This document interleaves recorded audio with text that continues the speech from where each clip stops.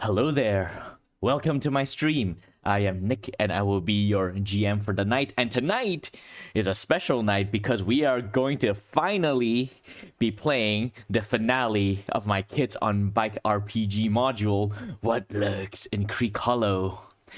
And with me are my fabulous players. And so before we start, let me just give a short recap because it has been quite a while since we've played this game. So, last we left off, what did not happen?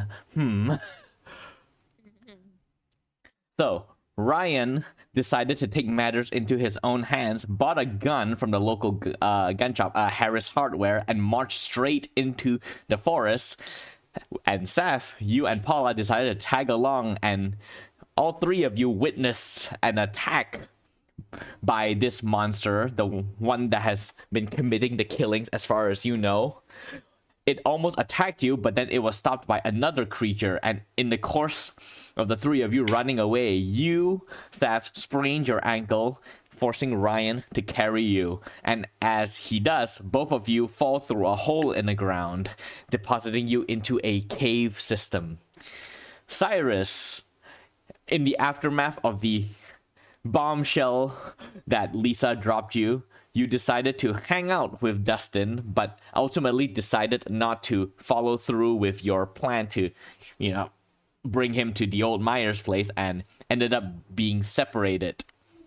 You went to the old Myers place on your own, and there you were attacked by Patricia, the sole surviving member of James's family, and she blames you for this, for your deaths, and tried to kill you. You were almost killed, but then the giant rat monster saved you before running away. Myth, you hanged out at the Blockbuster. Dustin. Exactly. That was so quick.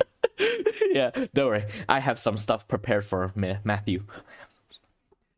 And finally, Dustin. You begin to have weird dreams over the days of a strange house. And when you see that house, you discovered the house on your way to, sort of like heading towards south, and you spotted the house, and you discovered through these visions, these strange visions, that this was the house that your parents, your biological parents, the Hendersons, used to stay. And in your visions, you see yourself as a baby and your parents getting killed by an unknown assailant before Maria, the woman that would eventually become your adoptive mother, arrived and seemingly took you in. Then you were approached by, oh god, I forgot his name, Hanratty, I think that was his name. Yes, Howard Hanratty, who at gunpoint took you captive. And that is everything that happened in session 4. So now we come back to present day.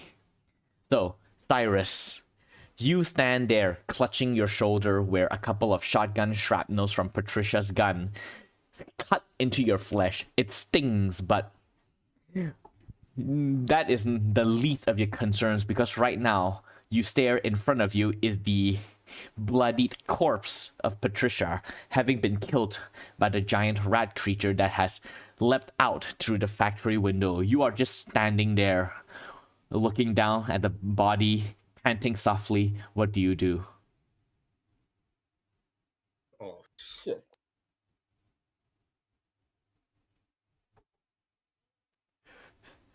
All right, is that what you do? You just said, "Oh shit." Yeah. Shit. I'll kneel down Mm-hmm. in front of a body. I'm like, James, I'm so sorry. I didn't want this to happen. Oh, fuck. How the hell did it even end up like this? Oh man. I was just feel bad All right. because I think I felt like I indirectly killed my best friend's mom. And as you sort of like kneel there in mourning, thinking about everything that has happened so far, the role that you may or may not play to it, you hear footsteps. And then you hear a familiar voice goes, "What the hell? Cyrus!"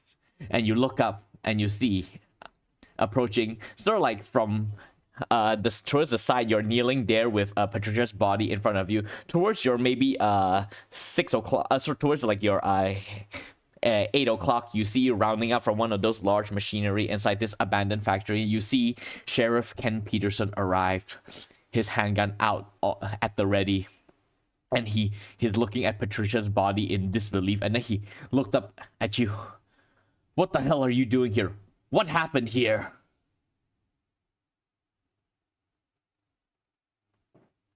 Sheriff, what I'm going to tell you is a little bit insane, and you might not trust me, but just look at the wounds. It's caused by I don't know, a giant rat monster just showed up nowhere, and it kind of saved me because Miss Patricia over here was blaming me over her son's death, and actually did try to kill me, and I just pointed at my shoulder wounds. He make a this will be a charm check. You will need to roll a 14. Oh man, I'm not a charming person. I'm a D4 guy. Oh no. Okay, you get an adversity token. Okay. All right. Shit. As you sort of like said that, you see for a second there is a look that goes into the sheriff's eyes, almost like not full disbelief, but almost this conflicted air to it.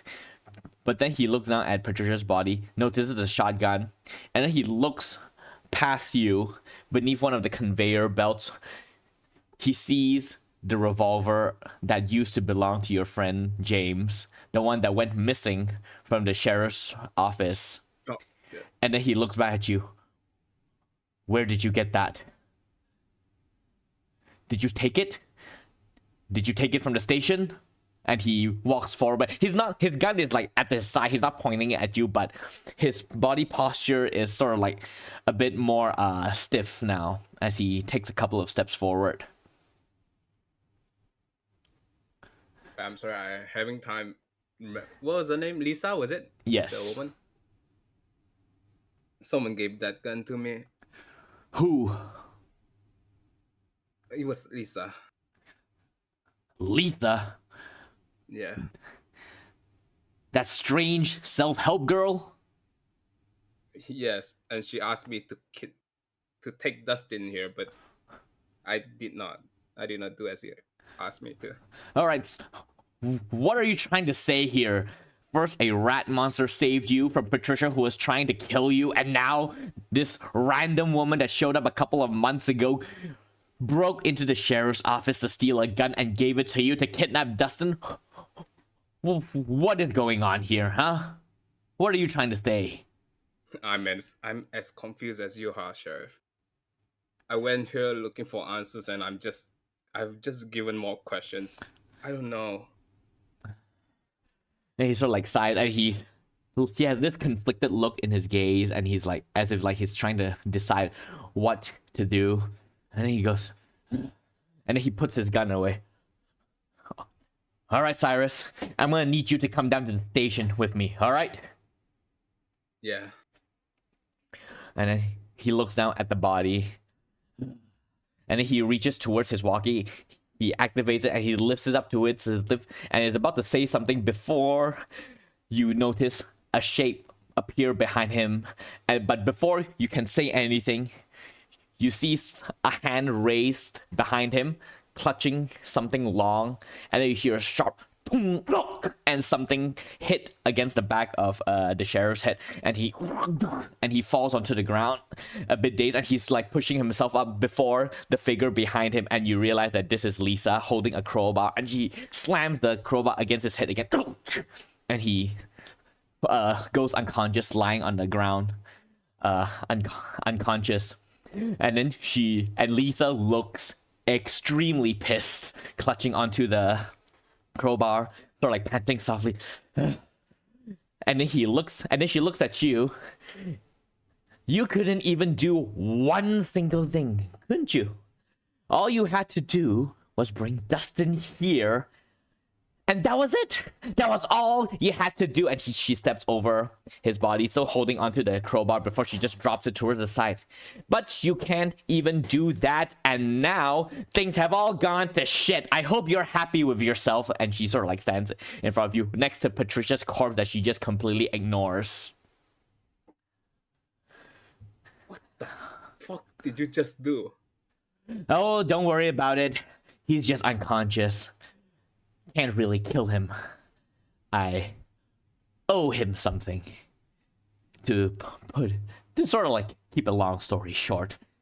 Now, Cyrus, we are not here about the sheriff. We are here about the fact that you did not do what I say, and now Sunset's here and Dustin is not here, which means that he would have probably been taken already.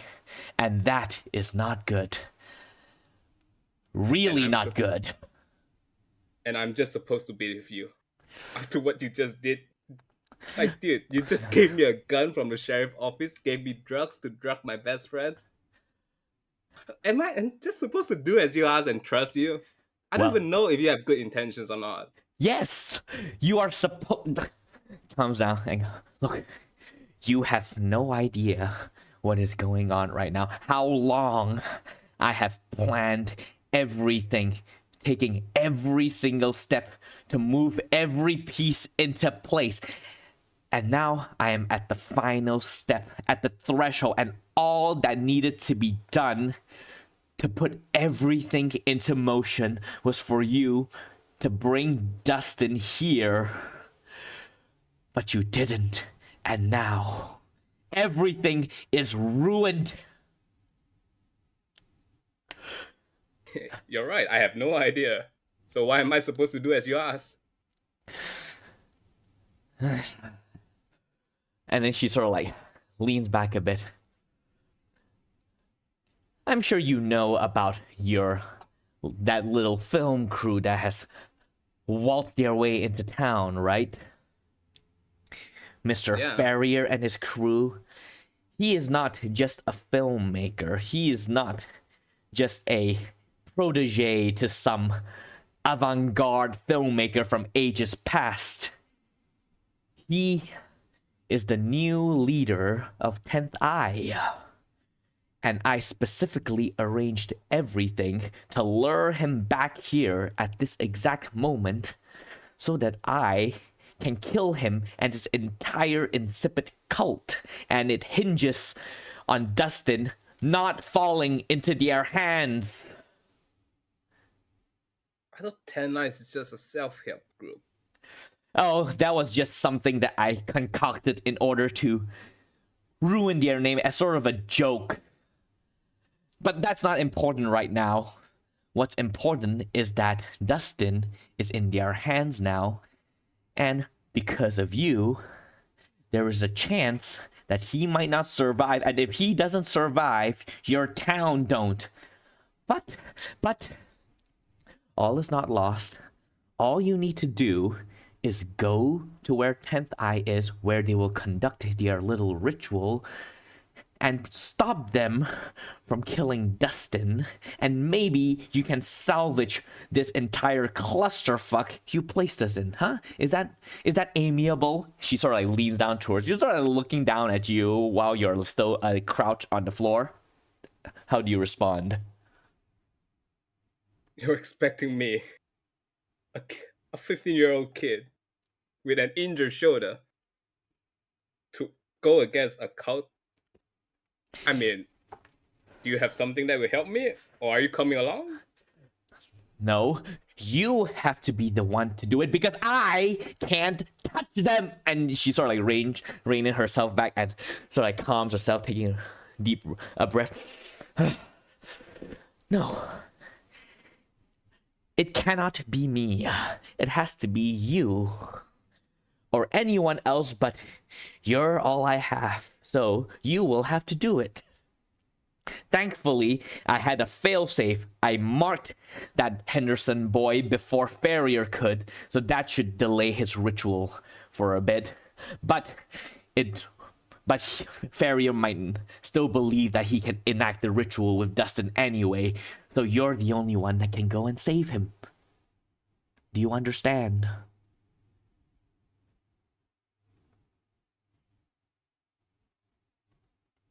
So, you know where they are right now. Yes, they are at the place where it all began, in the cave behind Mirror Falls. And she sort of like walks a bit towards the side, bends down, and picks up the gun that you discarded and holds it out towards you. You're going to need this. And try not to miss this time. You can't always rely on an oversized rodent to come save your life. I'll just take the gun and I'm like, I'll try. I don't know. I'll try not to miss this time. Good.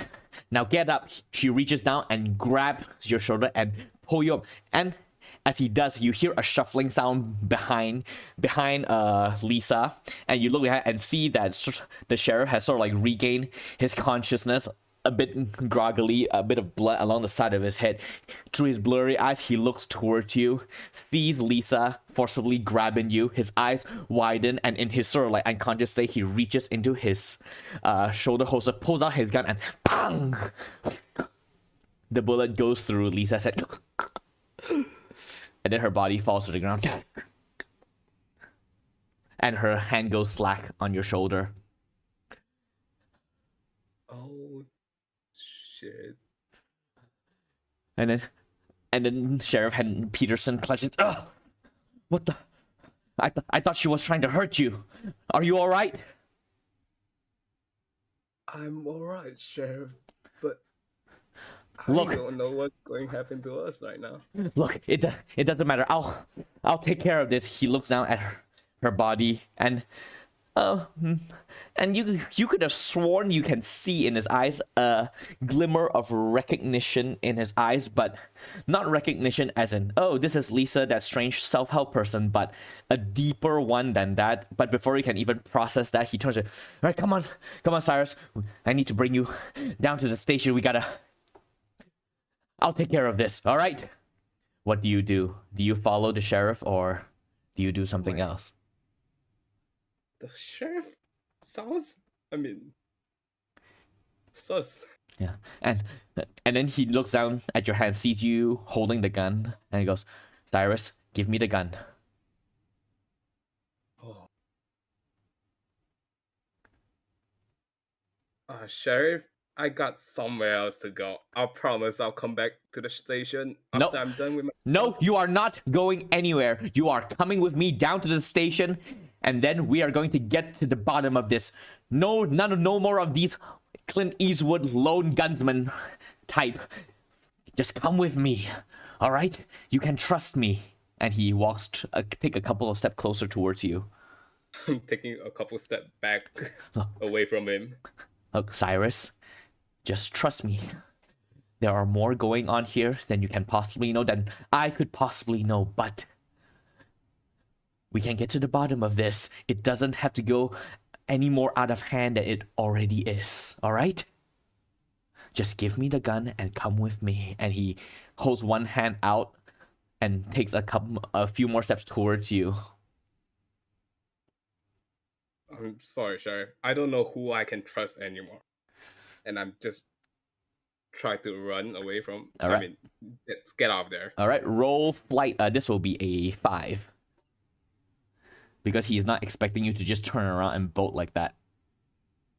Oh man, I have +1 in fight and brawl, not flight. Do you have any adversity tokens? Yes. I'll use 2. All right, so you use 2 to succeed on this. And you hear, Cyrus! Cyrus, stop! And you see, and you run, you can feel him pointing his gun at you from behind. But then his hand, and you just book it, you don't see it, but to us, the audience, we see the camera on Peter, on the sheriff. His gun holds up, pointing at you, running and weaving your way between the machinery. And he's, damn it! And he lowers his gun, and he looks like he wants to walk towards you, but then he looks down at Patricia and Lisa's body. Lisa, her eyes wide, a bullet hole through her head, a splatter of blood on the floor. And he goes, damn it! And he hits his walkie and goes, "We have a situation." And then with that, you book out of the factory and you begin, I'm guessing, running in the direction of Mirror Falls. Yeah. And with that, we are going to cut to let's go to Myth first. You are in the Blockbuster. Sort of like walking through. You have been waiting for a while now, and you are starting to feel a little uneasy. It is about, I will say, maybe 20 minutes past the time that Dustin said that he would meet you here, and the sun is already setting. What are you up to at this moment, and what is Myth feeling at this point in time? Worried, firstly. That would be the first thing that, normally it's a very pretty safe town, but since, for the past few days, the town isn't really that safe anymore. I kind of regret my decision that we'll meet Dustin at the Blockbuster, and then I will go and ask I forgot the owner's name. Maya What's the O'Malley. owner's name? Mrs. O'Malley. Yes, Mrs. O'Malley. Yeah, she's at the I'm counter. Do you, Miss O'Malley, do you have like a phone or something that I could dial? Oh yeah, of course. Who are you calling? Wait, let me see if I remember that. Who did Cyrus? I mean, who did Dustin try to meet? They did say they want to meet up. Yeah, just meet to up. look at comics, right? Yeah, meet up with Cyrus. Now, Cyrus wanted to do something else with Dustin. I don't think you were told what. I could be misremembering. It has been a month. I'll try to like call Cyrus's house.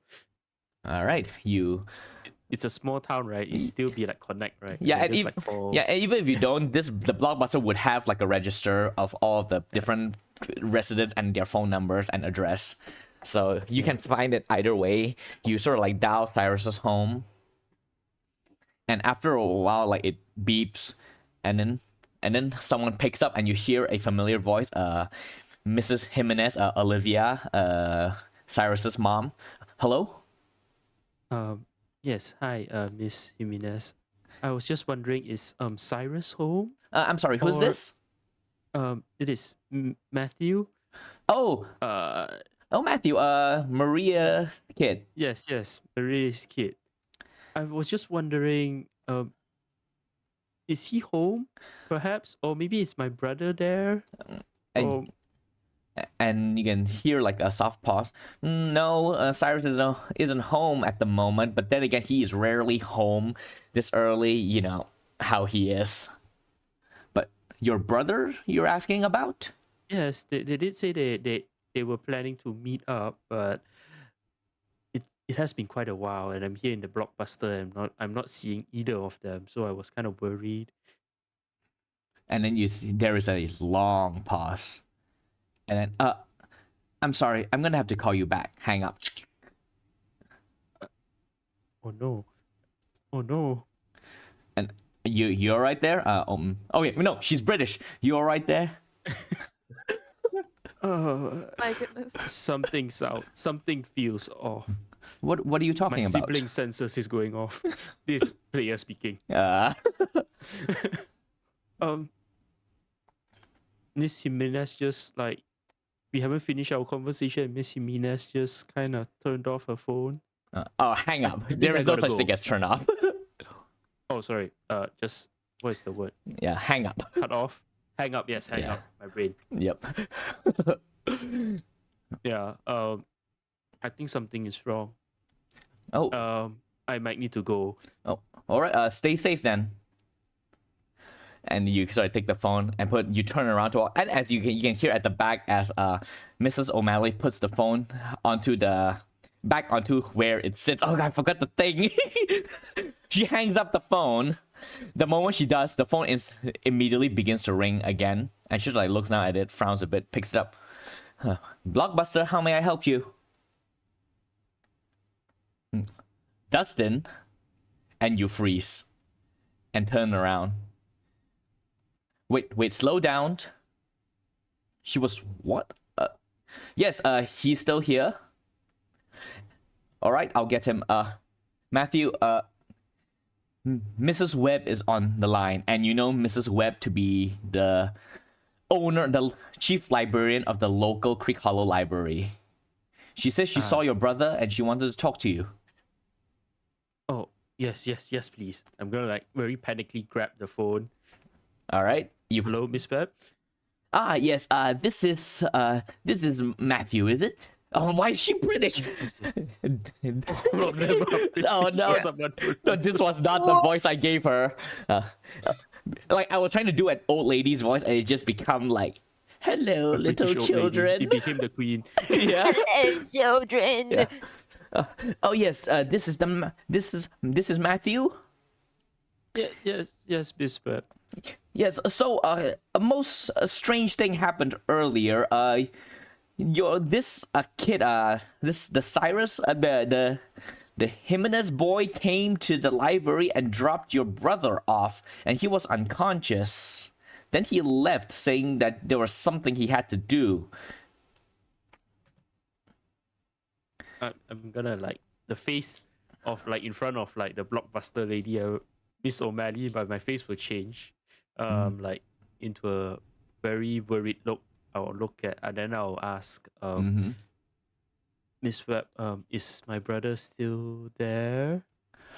Well, no. He woke up about a couple of minutes ago, and he just ran out. Said that there was something he had to do. What is going on here? I was worried. That's why I called to your house, but no one answered. And then I remembered that the two of you like to visit the blockbuster, and so I took a shot. I'm gonna be like, I'll be right there. All right. And I'm like, now just pass over the phone back to Miss O'Malley. I'll just immediately just dash out of the blockbuster, take my bike, and Begin the cycle. pedal to the meadow. Yes. All right. And as you do, we are going to briefly go to Dustin. Everything is black for you. Then you come for a second. You feel a throbbing pain in your head. Vision comes back to you, and you see yourself sort of like lying sideways in a car. Then the vision goes dark again. It comes back to you. You are still in a car, a moving car this time. The car is rattling. You peek through your visions. You can see in the driver's seat the familiar bald silhouette of Mr. Hanratty driving, making a turn. Then you black out again. You're like wondering what happened. Then you remember as you were being led out of your former house, the Henderson residence. You were pushed into the car, and Mr. Hanratty was like, you know what?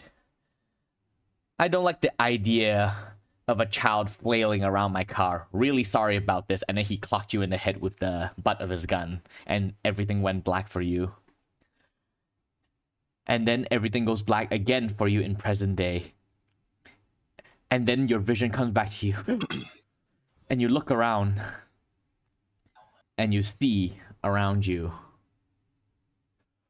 sort of like this, almost like, what? A room? But no, the walls are fluttering. And then you realized you are inside a makeshift tent, sitting on a chair. Sort of like, and you sort of like groggily wake up, you shift a bit, only to realize that your hands are bound behind your back on the chair. Your legs, your legs are also tied to the front legs of the chair. And you wake up and you look around. There is nothing else inside the small tent except for you. The floor is like dirt and grass before you. The front of the tent flap is closed. And you sort of look. Actually, no. You realize it's not empty. There is someone else with you. Sort of like pacing in front of you is Mr. Hanratty. And when he notices you wake up, he stops pacing and he looks at you. Good evening, Sleeping Beauty. And what does Dustin do? And how is he feeling? I'm assuming my mouth is not covered, right? No, it is not covered. So I scream. Ah! Oh my god, this is not a good time. Ah! as hard as I can. As you scream. Just imagine that. All right, enough of the racket. No one's gonna hear you. Not out here. So just save your voice, huh? I shout louder this time. Oh, for fuck's sake. And he walks towards you, and his hand is like reaching out towards you, and I guess you're like leaning back away from him. Yeah. And as you do, you hear, what is going on in here? And Mr. Hanratty just stops as his hand is about to climb over your mouth. You also freeze. You peek past his hand, and you see at the tent flap, pushed aside, is the familiar sight of Mr. Jack Ferrier. And he's like looking at everything in confusion. Back away. Get back from the kid. And then Hanratty is like, I don't care. Just move aside. And then Mr. Henry says, fine. And then he steps back and sort of like grumbles at him towards himself. And then Jack Ferrier steps through into the tent proper and let the tent flap falls behind him and walk towards him and goes, we can't have harm coming to him so soon. And then as soon as I see him, I ask him to save me. I will, help me, untie me, please. And he looks down at you, and for a second you can see like almost a look of sympathy goes into his eyes, and he sort of like leans down towards you. Look, I know things are a bit confusing right now, and I am really sorry to have to put you through this, but I hope that once everything is revealed to you, you will understand why this is necessary. No. What do you mean? What do you mean understand? I don't understand. Untie me already. It's okay. It's okay. Just look, I know I may look like a bad guy right now, and I am sorry for my producer's extremely heavy-handed approach. He was not supposed to take you like this, especially not this early. He was, and then he sort of like look at the handwriting. He says, "Look, I got the kid. Aren't you? You wanted to do your prep. I got him here. We can do it. Just shut up and be quiet. All right? You speed up our schedule unnecessarily. What do you think the town is gonna do with a missing child, huh? Now we gotta speed everything up. We gotta get everything ready. And if anything goes wrong, it's on your head. Now get out of here." And then Hanratty, he looks extremely pissed, but eventually he just grits his teeth and he leaves the tent. And then Mr. Ferrier looks back at you, and his friendly face comes back to him. "I'm sorry you had to see that. There was a little miscommunication." No. What do you mean speed up? What do you want to do to me? I'm a 10 years old, and with all your explanation, that doesn't make you a good guy. Untie me already. You sound more like a bad guy, if anything.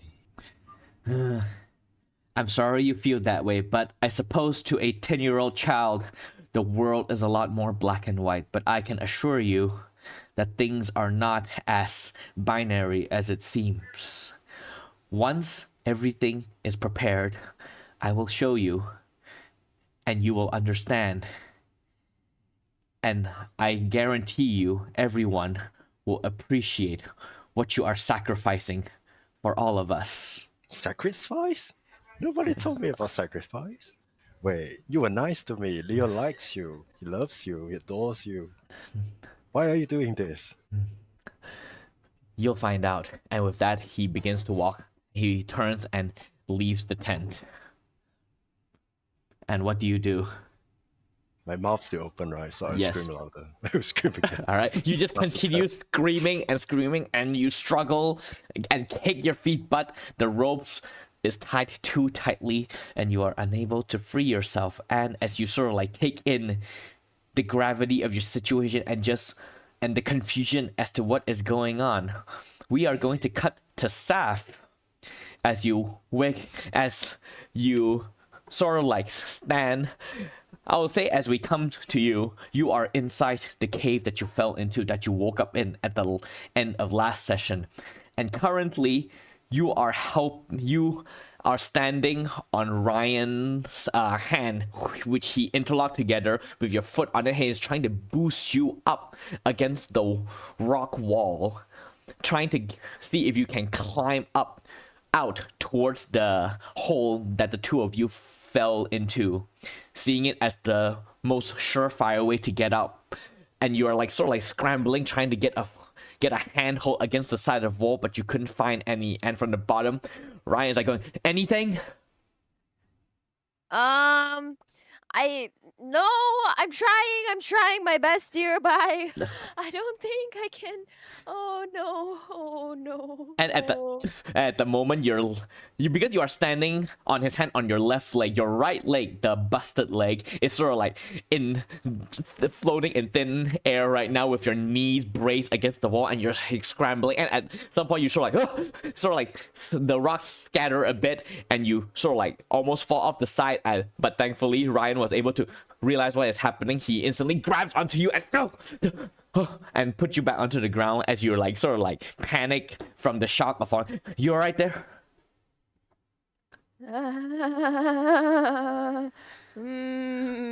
Fine. Yeah, sure. Just fall into a hole in Mirror Falls, and Paula's outside, and I'm here with you. And then you can see Ryan sort of looks around, and he looks a bit stressed. One hand is like pulling through his head. All right, so we can't get out the way we came. So, I mean, the forests beneath these forests, there are. I mean, our parents have told us there are like networks of tunnels underneath here, right?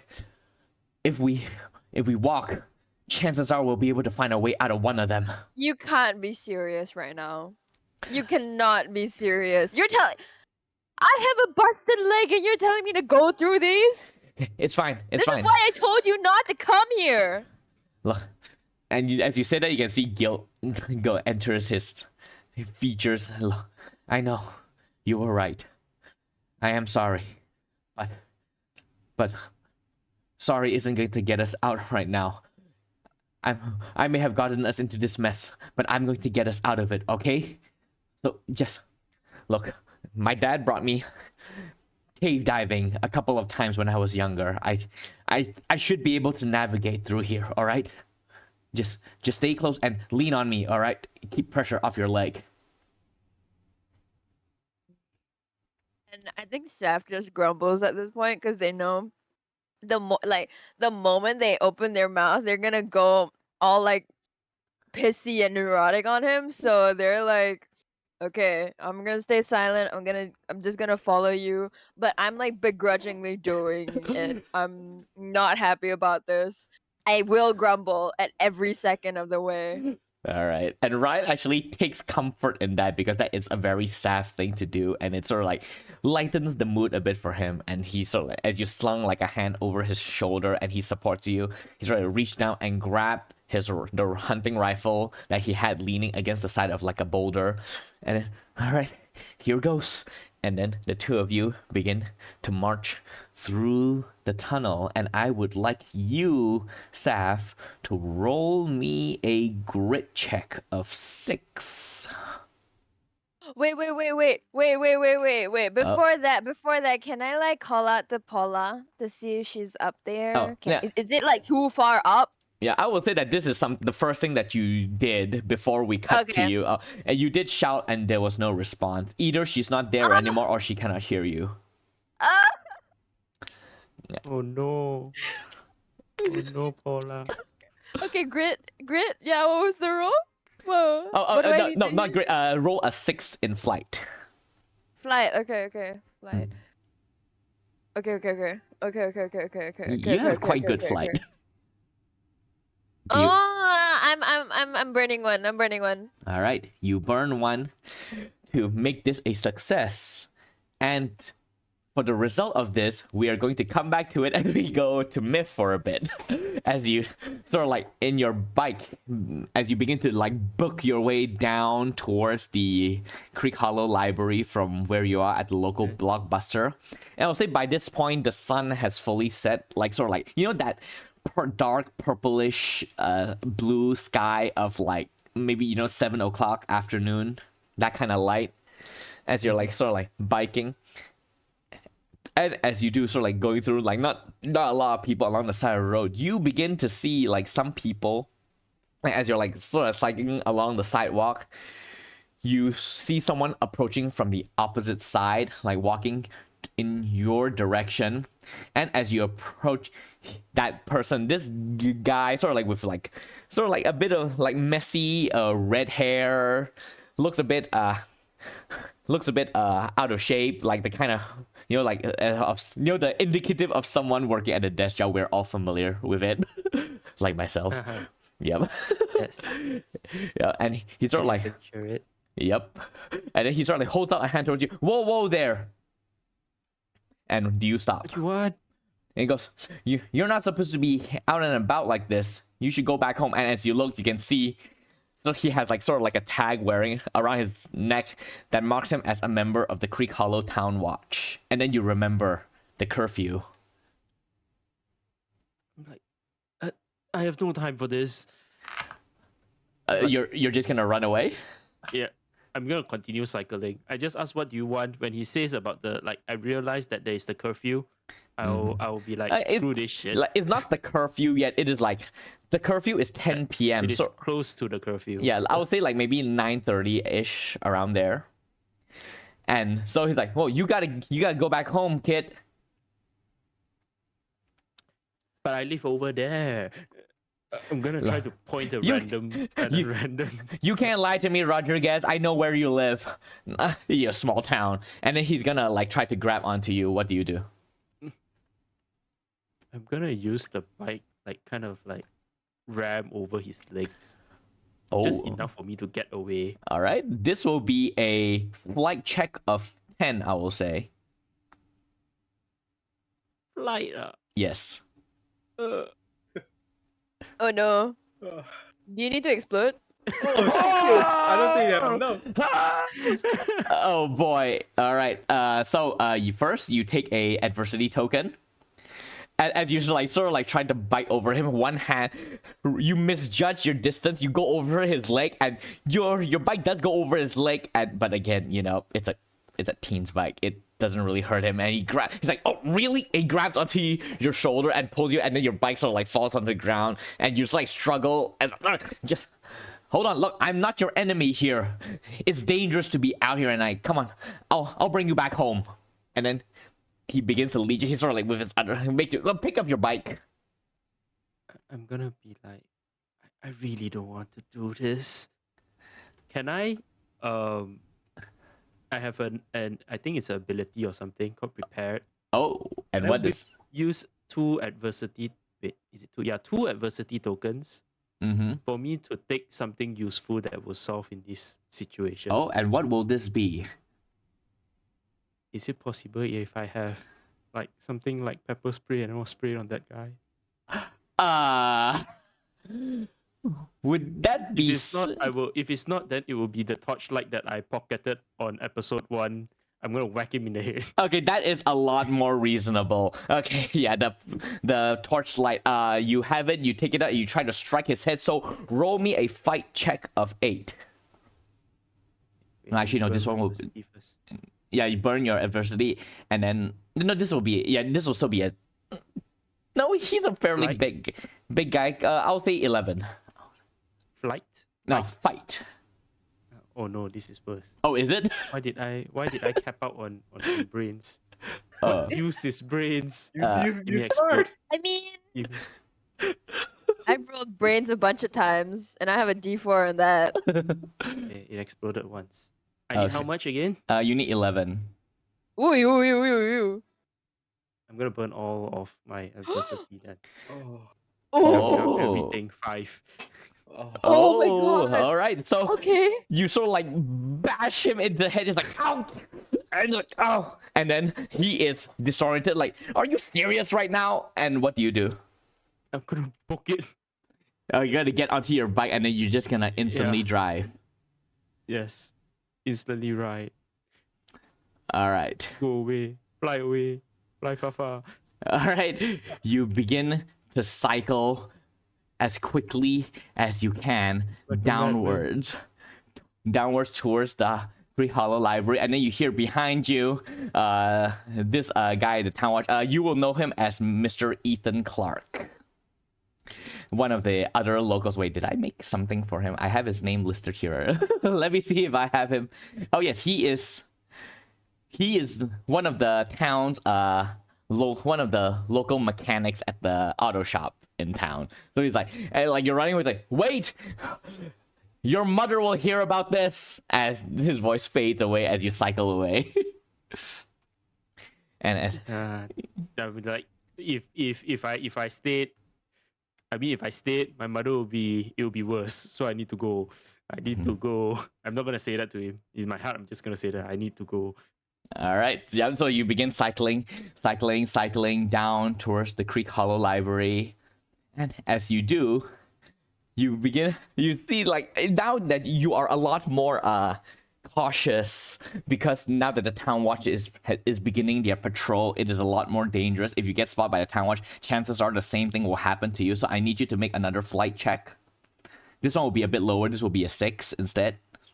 Oh no. Oh no. Oh no, I need to find my brother. All right. You get another adversity token for that. And this time you bump into another individual. And this one is actually in a car. Like just like you're cycling and then a car pull up next to you, like, and then the window goes down and you see like a woman lean out there. Oi, you're supposed to go back home. What are you doing? And you see this is another member of the town watch. This is Mrs. Harper Wood, who is, funnily enough, the owner of the mechanic shop that Ethan Clark worked at. Oh shit. I'm gonna be like, assignments? All right, get in. I'll bring you back home. Put your bicycle in the back. In the car. Yes. Is it only her alone? Yeah, she's like she has, as soon as like she opens and sees you, she sort of like has the door open as if like she anticipates you running away. And you do know that Mrs. Harperwood is, she's a mechanic. She works with cars and automotives, that's trains, automobiles. So she is quite fit. Yeah, she is quite fit. I wanted to say when she gets out, no, I wanted to like ask her for help to get it on the car. And as soon as she gets out of her car, I'm gonna just ride the other way. All right, roll flight again. This one will be a bit higher because of who she is. This will be a 12. I have a feeling that I cannot rescue my brother anymore. Bye bye. Bye bye, Dustin. R.I.P. Oh my god. Bye, Dustin. All right. So you get one adversity token, and like you didn't even get far. Harper just grabs on your hand. And then she actually lugs you in one hand, the bike in another hand, keeps you there. Stay there. Puts it into her car, slams it shut, and it goes, get into your car. Your mom wants to talk to you. Oh no. And the way she says that, it's not like, just wait till your mom hears it. The way she says it, it is as if she was sent specifically out to find you by your mom. I'm like, okay. I throughout the gig is up, I can't do anything else. I'm like very reluctantly get into the car. All right, you get into the car, and then and you begin driving. And inside your heart, you're like, shit, while Dustin is where he is. And with that, we're gonna cut to a brief interlude of what's happening elsewhere in Creek Hollow. This is the Creek Hollow Hospital morgue, located in the basement. You see a mortician standing over there with a, those metal tray where cadavers are put on. There is one on that tray right now, while the mortician is sort of like putting things together. Then he grabs onto this body bag and he unzips it, and behind is the unmoving corpse of Lisa, sort of like you're stripped down like a cadaver sitting there, her eyes open, her skin extremely pale, the bullet hole in her head. And then the mortician sort of looks around and begins to like sort of like, you know, get all of the instruments for an autopsy ready, just putting it together. And then on the tray, the wound on Lisa's head begins to close. And then color begins to enter back into her skin.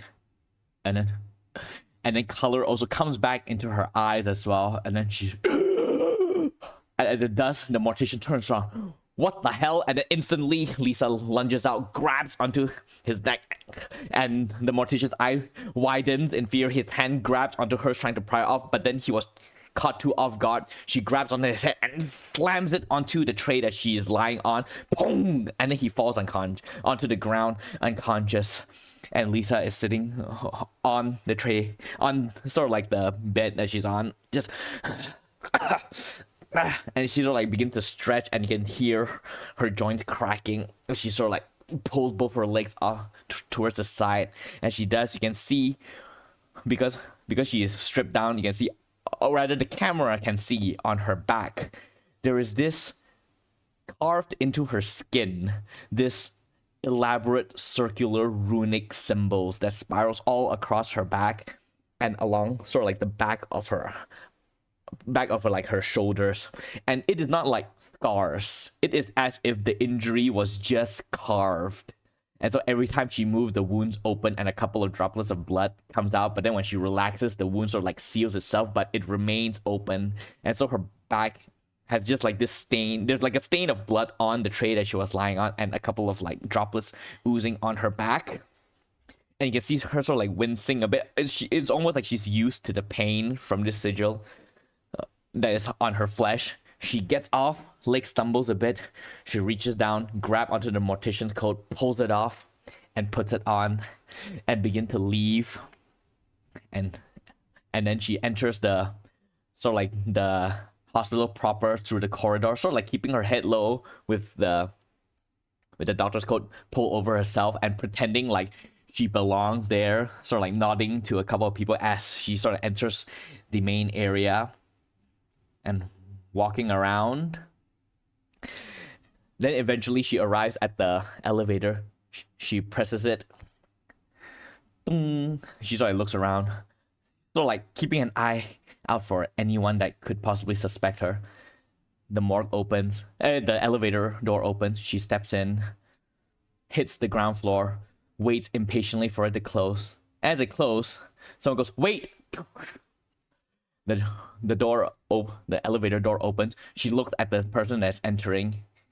It is Maria Rodriguez. She nods. Afternoon. And then Maria looks a bit hectic, like she's worried about something. The door closes, and the elevator begins to go up. And then Lisa is just standing at the side, like extremely on guard. Then your mom, who is also like frantically looking at the elevator going up, sort of like a bit hectic. Then she sort of looks at Lisa a bit. Lisa meets her gaze and sort of like forces a smile.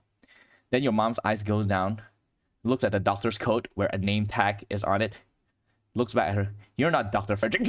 And then Lisa sort of like hard lunge at her and presses her forearm against Maria's neck and pins her against the side of the elevator wall and sort of like strangles.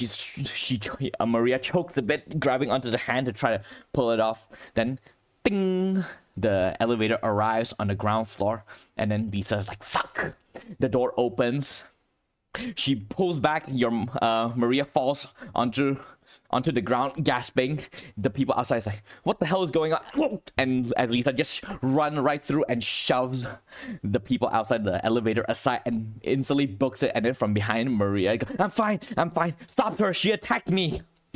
And then you can see a couple of security guys go, "Stop right there," and try to close it on Lisa, but she's just running, weaving through, pushing through the crowd, bursts out of the hospital, out into the night, and runs. A couple of security guys follows her, but she makes a turn and virtually runs down an alley and into the forest, and the security guard stops, and then Lisa sort of stops and pants. And then she pulls a hand through her hair, and then she goes, fuck. And she looks back in the direction of the town. And she like puts herself back together, like buttons, looks around, and then she's gonna walk back into Creek Hollow. And with that, we're going to cut back to Cyrus. You are running through town. You're sort of like hiding here and there from the town watch that you begin to see walk about. I need you to make a flight check. The area that you're in is a bit more secluded because it's the industrial area, so your DC will be a bit lower, so you'll need to roll a 4 instead. There's no way we're gonna fail all flight checks, right? No, surely not. Nah. All right, you begin to sneak your way through, just ducking through the alley and making your way along. It is a long trek from your side of town towards Mirror Falls, and so by the time you reach the edge of the tree line, by some miracle, you're just like panting softly to yourself, and you look in front of you. It is the forest. Do you step in? Oh, I hope she didn't lie to me. And I just walk in. All right. And you walk in. And now we're going to cut briefly to Dustin. You are still in the tent. You can hear like a bit of commotion outside. What are you doing at this moment? Can I try to shake the chair to wiggle myself out of it? You can. I will say this one will be... Yeah, this will be a flight check. This will be a 7, I'll say. Let's go. I'm small enough to do that. You have a +1 to this, don't forget. So this will be a 4. I don't have that many. I have only like 1. Okay. I already +1. All right. Well, so you get 1 adversity token. So I was like you're just struggling, and eventually you do cause it. You don't break the rope, but you do fall off the side, and you're like and land onto the side, and you are just like struggling along it for the moment. And it is at that moment that the tent flap opens again, and you see Mr. Hanratty. Really got to make things difficult for yourself, don't you? He reaches up, grabs you, pulls you back up into an upright position. Come on. He reaches behind you and unties you. Don't try any funny business, all right? I may not be allowed to kill you, but that doesn't mean I can't clock you in the head. Yes, sir. I It'll will be the serve the third time purpose. clocking you in the head. Oh my fucking god. Beefing with a 10-year-old. It's Yeah, crazy. you're gonna grow up with a concussion, man. I'm trying to break the Nice. tension. Do you want to have a joke? Do you want to listen to a joke? Say the joke and I will knock a teeth out of your mouth. Okay. All right. I'll keep quiet then. All right, and he's sort of Can I like, follow you out? right? He shoves you, as after he unties you, shoves you in front and pushes you out of the tent. And you see, as you step out of the tent, that this tent is actually parked on by the river where the first party was held. I was about to say all those time ago, but then it is just like 4 days ago on Monday. All those months ago. Yeah. just 3 days. It is Thursday evening right now. The party happened Monday night, so it's like not even 4 days. It's like 3 days ago. And you see you being shot. And you can see there are a couple of tents set up here.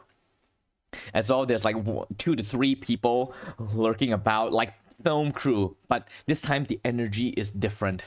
And the way they look at you, it sends a chill up your spine. And you can see like they're all preparing something, like saying stuff out. You don't really know what's going on. It seems like a big operation for the number of people here right now. But then Henry just shoves you along. Go on!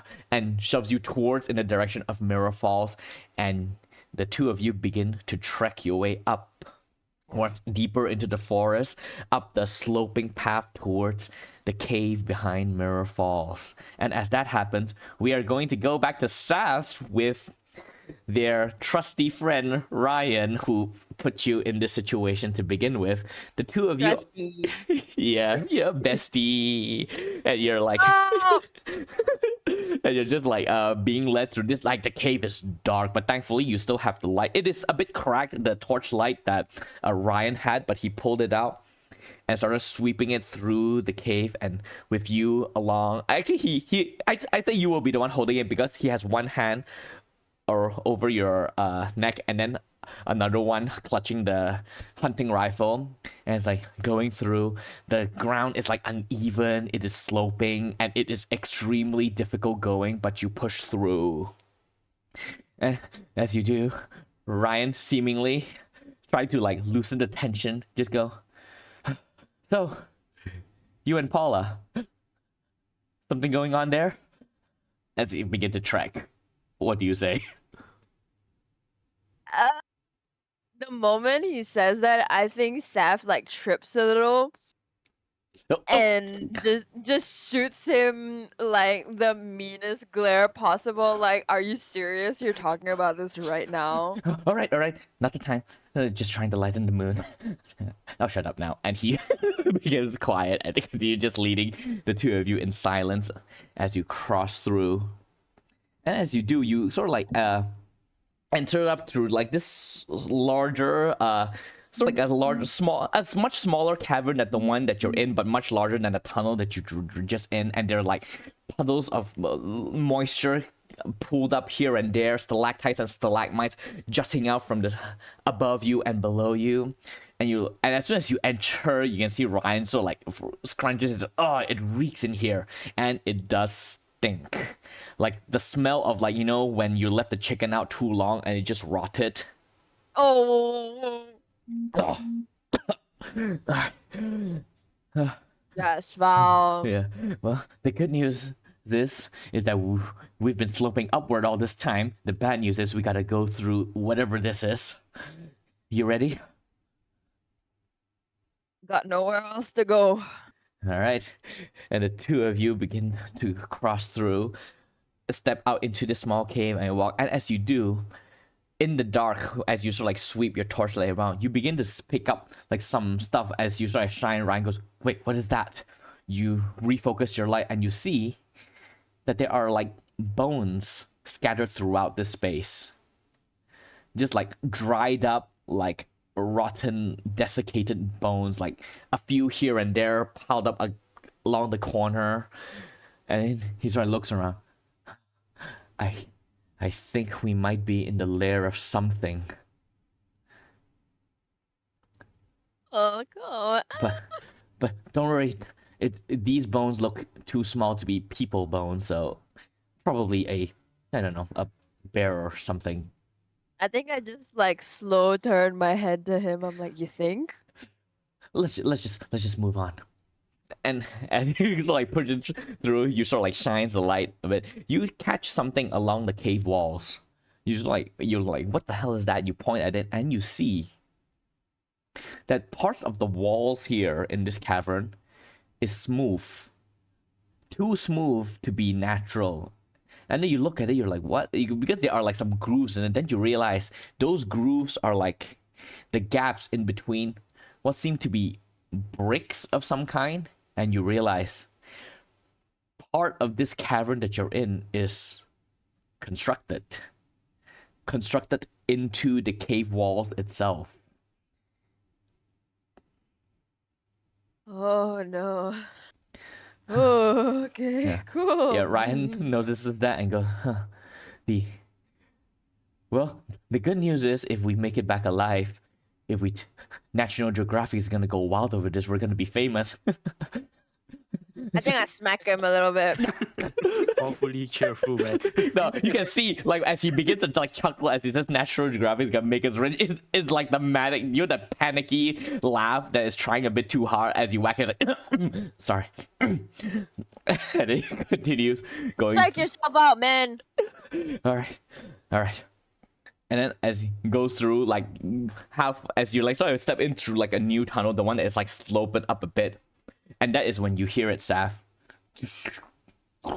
The soft rattling of stones, of pebbles, somewhere behind you. and Ryan did not seem to have noticed. He continues trudging forward with you in tow. I think I like very quietly. I'm like, go faster, go a little bit faster. Let's. I think there's something behind us. Go faster, go faster. All right, and he begins to speed up, and as it does, you hear the rattling begins to speed up as well. And it begins to clarify into the sound of something pounding towards you, something on all four. And you hear echoes throughout the cave. And then Ryan's like, fuck! And he begins to like shove you forward and climb up against this rock face. It's sort of like this sloping rock. It is like going upward is a good thing for the two of you trying to make your way out. But in this moment, it is a lot difficult as you like sort of like push through. You sort of like swing your life forwards to you see ahead of you, and your heart sink because up ahead you see two paths, one towards the left that angles in a sharp like almost vertical angle downward into a different cave. But then the cave that you're in right now that continued on, it is beginning to tilt a bit too far up to the point that you have to climb. As you sort of reach there, like, fuck! And like Ryan is like sort of like scramble, like push you against the wall so that you can hold onto it as he sort of like scrambles along the wall. And you shine the light down towards this tunnel that slopes down. You look into it and you do not see the bottom. And Ryan says that we're not gonna make it down there. We have to climb. Go, go, go! What do you do?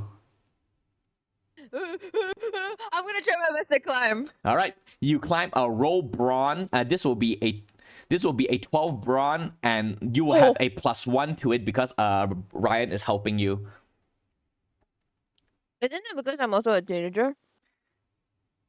Yeah, you are a teenager, so you have +2 to brawn from the teenager and for having Ryan's help. Okay. What was the number again? 12. Ooh, okay. So I have to explode. Cool. You should be fine. You should be fine. Yeah. It's okay. I have the adversity tokens. Mm. That's Okay.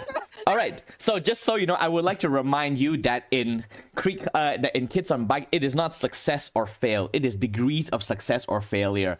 So with a 5, you have a 7 difference to 12. This failure would be a lot more severe than, say, if you roll a 10 to brawn. So you can spend adversity token here to make the consequences less severe. Do you do that? How many would I have to spend to do that? That will be up to you. Okay, wait. It's 5 or more, right? Sort of like there are degrees. I would say that you tell me how many you want to, what number you want to bring your brawn up to, and then I will work from that to see how much I can minimize the consequence. Oh, cool. Wait. Wait, hold on. Math.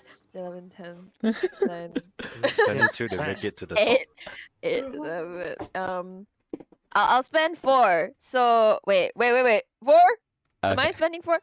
Wait. 4 to bring it to 9. Okay, wait. Yeah, I'll spend 4. All right, so you spend 4 to bring it to 9.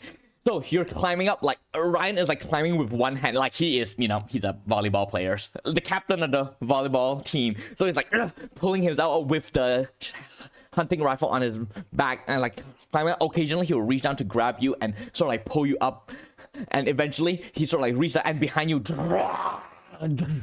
The thing comes from, and then you sort of like hear a sound crash onto, and you sort of like the cave sort of like shakes, and a couple of rocks sort of like collapse behind you, and you can see sort of like the tunnel that you're in. You realize was a bit unstable, and parts of the top sort of like close down, and you can see one clawed hand, this like dark grayish leathery hand just claws out as the collapse has sort of like blocked the creature, and you recognize this creature. It is the bat-like entity that almost attacked you back in the forest, that was then fought back by the rat monster that saved you, and it is currently trapped for a bit. But as it slams against this temporary obstacle, it doesn't look like it's gonna hold for long, and you begin to climb.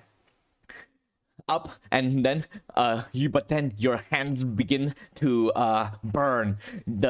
Your sprained ankle, as you sort of like in your panic put a bit too much pressure on it, you let out a cry of pain, and then Ryan hears that, sort of like reaches down and grabs onto you and sort of like pulls you. Hold on. And he sort of like pulls you up and puts you back onto the wall. You all right? I'm on the brink of tears. All right, you begin. I can't say anything. I'm like, All right, as you do, Ryan sort of like realizes that you don't have the sort of like the strength to pull out. He goes, all right, come on, go, go, go. He sort of like reaches up. You can see him sort of like unslung the rifle from his back and just toss it over the ledge, and so that it clatters onto the other side. There's only like a couple of feet left for you to climb, and he reaches out with his free hand, grabs onto your waist, and just sort of like pull you and use his strength and basically make you climb him to push you up. Like, go, go, go. And you begin to climb, and I need you to make another brawn check. This one will be lower. This will be an 8. still the +2? Yeah, this is still with the +2, and the creature continues to. The rock begins to crack even more. Yeah. 8? Yes. Okay. I don't wanna. I'll spend 1. Just 1 All right. So you spend 1 to get it up to an 8. Okay, to succeed in it. Wait, did I say 8 or 9? 8. Okay. 8. All right. God, for a second, my brain just sort of like spazzed Scare there. me. All right, so you spend 1 to succeed. So you, as you sort of like shove you up, it works. You sort of like climb up and you reach onto the edge of the. You sort of reach onto the edge of the top part of the cave system, and you grab onto it. No, I got it, and you sort of like, I got it, and it's like, go, climb. And as he does, you can see he's trying to go back. Sort of like after pushing you up, he tries to go back onto grabbing onto the wall itself. The rock begins in his hand crumble, and in sort of like as he flails around, he grabs onto your leg and yanks you, and you grab on like you were able to get like up to your chin, but then as he sort of like grabs onto you, he sort of like pulls you, and you're like sort of like you are braced enough that your lack of strength doesn't immediately send the two of you careening off, but Ryan is now dangling on your leg. Oh, okay. And as you do, you begin to feel your grips slip, and Ryan is like, you can see as he grabs the sort of like the inertia sort of like caused him to slam his head against the side of the cave wall, and you sort of, you can't see it, but there's like sort of like a bit of blood trickling along the side of his head as he's like grabbing onto, like the grab is almost like instinctual. He didn't realize that he's grabbed onto you, but then by the time he realized that, you sort of like slip a bit, and you, for a split second, you're like, oh fuck, your eyes widen, a scream builds up in your throat, and as it does, as you fall, one of your outstretched hands sort of like reached up in panic, and something grabs onto it, and you sort of like, your shoulder is jarred, and you swing and you hit against the side of the cave wall a bit, and then you sort of look up and you see it is Paula clutching onto your hand with both of hers, like just pulling up. Hold on. And what is that feeling right now?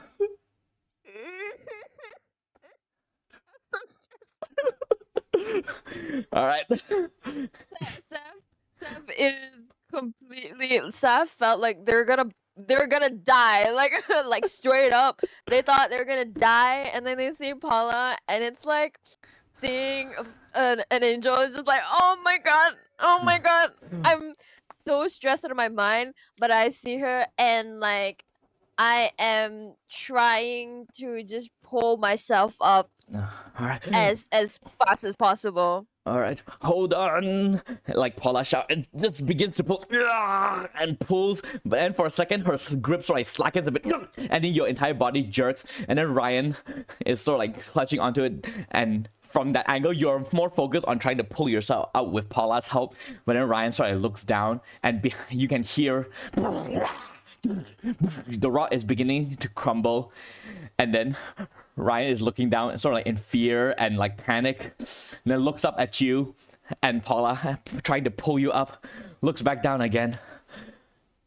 And then he's sort of like, and then he looks up and goes, Staff! Staff! And you, so I looked up and can see the resigned look in his face. And you, in that Right. split second, you know what he's gonna do. Ryan, right? And he goes, I'm I sorry want to say. what did Oh no, go on. Okay. Like as you're like trying to speak, he cuts you. He just goes, "I'm sorry for dragging you into this mess." And then he looks up at Paula and goes, "Keep them safe." And then you can feel his grip slackens on your leg. How do you respond?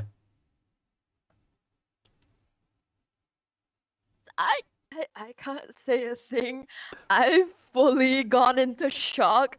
And I think at that point I have completely submitted to like my freeze response. And Alright. I just watch him in like horror. And he sort of like, as like you see the resigned look, it becomes determination as he falls, and then he sort of braces himself and hits the ground, and he rolls down into the sloping tunnel that goes down right as the creature slams through the obstacle that it crashes onto the wall that you've been climbing up, then it and scrambles down through that sloping cave after Ryan where he fell. And without Ryan holding you down, Paula is able to pull you up the edge and pull you up onto the top, and you slump onto the ground next to Paula, who is panting, and she instantly sort of like grabs onto the side of your face and make you look at her and go, "Are you okay? Are you okay? You're safe now. You're safe now." How do you respond? I'm fully crying. I am fully crying. Fully like non-verbal, crying my eyes out and like kind of clutching her a bit hesitantly. And yeah, and Paula sort of like hugs you back. It's okay. No. And you can see like there's sort of like almost a conflict in her voice as she sort of like gives you like as reassuring a hug as she could, and then she sort of like pulls you back and looks at you, clams both her hands on your face and goes, I know what's happened is awful, but we can't afford to stay here, alright? We have to move, okay? Steph just nods their head, like sniffling. Alright.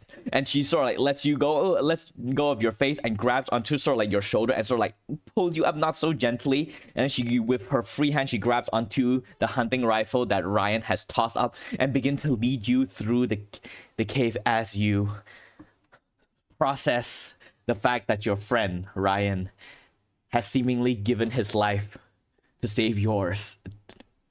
And with that, we are going to cut to Matthew. You are inside the car with Harper Wood, driving in complete silence while your mind is screaming at you like, shit, this is not supposed to be happening. No. And then, there's nothing you can do at the moment, but is there anything you would like to do while you're in this car with Harper as she's bringing you back to your home? I'm gonna break the awkward silence, kinda. It's like, why are you doing this? And he looks down at you for a bit and then looks forward, and then she goes, I may not have been in town for long, but I've been here long enough to know about some of the stuff that's gone on here. Your mom told me some of it, others I pick up here and there. And then your mom called me earlier, about 20 minutes ago. She wanted me to find you and bring you home because your brother's missing. She found out that Dustin is missing, and she doesn't want the same thing to happen to you. Well, if you know my brother is missing, and you definitely know that I was trying to find him, you doing this, it's not helping. I know when was the last when someone last saw him. I wanted to go there and look for him myself. Yes, we know. Mrs. Webb called your mom. Or rather, Mrs. Webb called Mrs. O'Malley, and O'Malley called your mom and told her what she knew. We know where your brother was last seen, but we cannot rush into this headfirst. There is more going on here than just a simple missing case. We cannot have you running half-cocked and getting yourself hurt or worse. All right? I'm gonna like, sigh. I'm gonna take out some candy and begin to just eat to calm my nerves. All right. And as you do that, you stop in front of your house, the Rodriguez residence, and you can see that your mom is like standing outside the doors, like pacing, hugging herself. And as the car comes up, she sort of like walks a bit forward, like her eyes instantly focus on the car and stiffens. And then Harper steps up and asks you to go. You step out as well, and instantly your mom walks up to you and grabs onto you. Oh, you're safe, thank God. And then she hugs you. And I'm gonna like, not gonna like respond like with a back hug. I'm just like, I can't find my brother. I can't find Dustin. No, it's okay. It's not your fault. Okay, don't worry. We're gonna figure this out, all right? It was somewhat my fault. Look, and you can see like she's trying, like she's a bit angry because you deliberately disobeyed her. But right now, her worry over Dustin and also something else is overshadowing it, and so she ushers you back home, and then she sort of look over your shoulder at Harper and goes, "Go inside. Some of the others are already here." And then Harper's like, "All right." And then she walks past your mom and heads inside. And it's at that moment you notice that there are like a couple of cars, like, or rather like one car, two cars actually, yes, two cars that is parked outside your house. One you are familiar with. One is the car of Brian Desar Goodman, one of Saf's dads. And the other one, you've seen around. You don't really know the people in it, but it belongs to the Jimenez.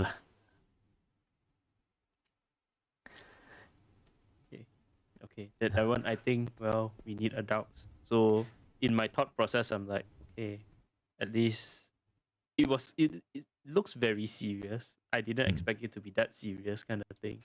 It was just a missing kid, right? Yes. Like a missing brother. As So, far yeah. as you know. Yeah, as far as I know, it is just one missing. I'm gonna look to her. Mom, it's just one missing. I mean, Dustin is important, but why are all these people like here? Look, there isn't time to explain right now, but I swear I will. I've kept this from you for too long. I am sorry, but right now the most important thing is to get your brother back, okay? And then she leads you into the house, and as soon as you can sort of look through the open doorway, you can see into like the sort of like the dinner table area, you know, where you and your family is, and you can see over there is James and Olivia. Like James is sort of like seated, Cyrus's parents. James is sitting on one of the chairs. Olivia is sort of like standing and sort of like nibbling on the nails of her thumb. And then standing on another corner is Dr. Brian Desar Goodman. And he is still in his lab coat and in his like doctor's coat, like your mom as well, in her nurse's outfit. And they clearly look like they were on call before they just came back here. As it arrives, you can see a couple of them look at you, and you can see Olivia goes, Matthew, glad you're safe. I look in like pure confusion. I'm like, what's going on? It's Never looked at my mom. It's okay. Why don't you go up to your room for a bit? I'm gonna talk with them, and then I'm gonna come, and then I'm gonna explain everything. Okay? I'm gonna just snap her. It's like, you just said that you didn't want to hide anything. You've been keeping it a secret. So what's that so important that you want me to go stay in my room? Look, I'll be an adult in a year. Look, and you can see your mom sort of like loses her temper for a bit. Look, please. Look, I know you're confused, but trust me when I say that everything will make sense soon. But right now, we need to focus on getting your brother back, and I cannot do that with you here, all right? Just let me talk to them, and then we'll come up with something, all right? And then she sort of like tilts her head up the stairs. I'm gonna like this. Fine. Then I'm gonna walk up, pretend to close my door, but eavesdrop enough to hear. All right. So Like you I'll get. still make the door of me slamming, but I'm not gonna go in. All right. You know what? Roll a. This will be a. No, this will be a brain because this is a deception. So roll brains. And this will be. This will be a. Yeah. This will be Your 5. brain. Ah, Rain. Oh my god! Oh my god! What the fuck? Oh my fucking god! Jesus Christ. This is my best dice. Yes. This is my best dice and I net one. What the fuck? Oh, Do you have Feel the adversity pressure, feel the tokens? pressure. I have 2. I burned everything smacking that guy with my torchlight. Oh no. All right. Well, you get 1 adversity token. Thankfully, because it is a 5 and this is the 1, so the degree of failure is a 4. Do you want to spend 1 to make the degree of failure a 3? That would be less severe. Okay, yeah, I think I'll do that. All At right. least, it won't be like I, once again, being the rebellious kid I am, just ignored my mother's pleas All right. when it was like the critical moment. All right. So this means that instead of being upstairs where you're a bit safer and hidden from view, you have to. They are talking a bit too softly, so you have to sneak away halfway down the stairs in order to be able to hear them. And so as you do, you can hear the voice sort of like clarifies, and then you can hear snippets of conversations here and there. You can hear Brian's voice going something along the lines of so what do we do now? They have him, and they're gonna resume the ritual, the same thing that our parents went through. And then you hear Olivia goes, I still think that we should call them. We need all the help that we can get. And as she says that, James goes, no, there's no guarantee that they will help us again. They might have helped us with my brother, but there's no guarantee that they will help us again now without asking for something else. There is always a catch. We cannot trust them. And then with that, okay, well then what do you want us to do? Just leave Dustin to his fate? This isn't just the life of a kid on the line. This is the life of everyone in this town. You think I don't know that? Enough! Brian's sort of like cuts in. Look, the town watches out. We know where they're heading. I say we do what McDowey did all those years ago. We gather them all, we storm Mirror Falls, and we get your son back. And then Maria, who has been silent all the time, goes, and what guarantee do we have that they don't just kill him on the spot? And then Brian goes, they need to finish the ritual, right? We still have enough time. If we get there, we can potentially save him. But if we do, we need to start organizing now. And then James goes, and where the hell is the sheriff? He knows better than any of us about this. Where is he? And then Maria goes, I don't know. He said that he had something else that he had to take care of. Something more important than this? Look, we can't rely on him right now, all right? There are other things happening from what I hear, but our focus should be on my boy. And then she pauses and then goes, Olivia, call the town watch. Don't tell them everything.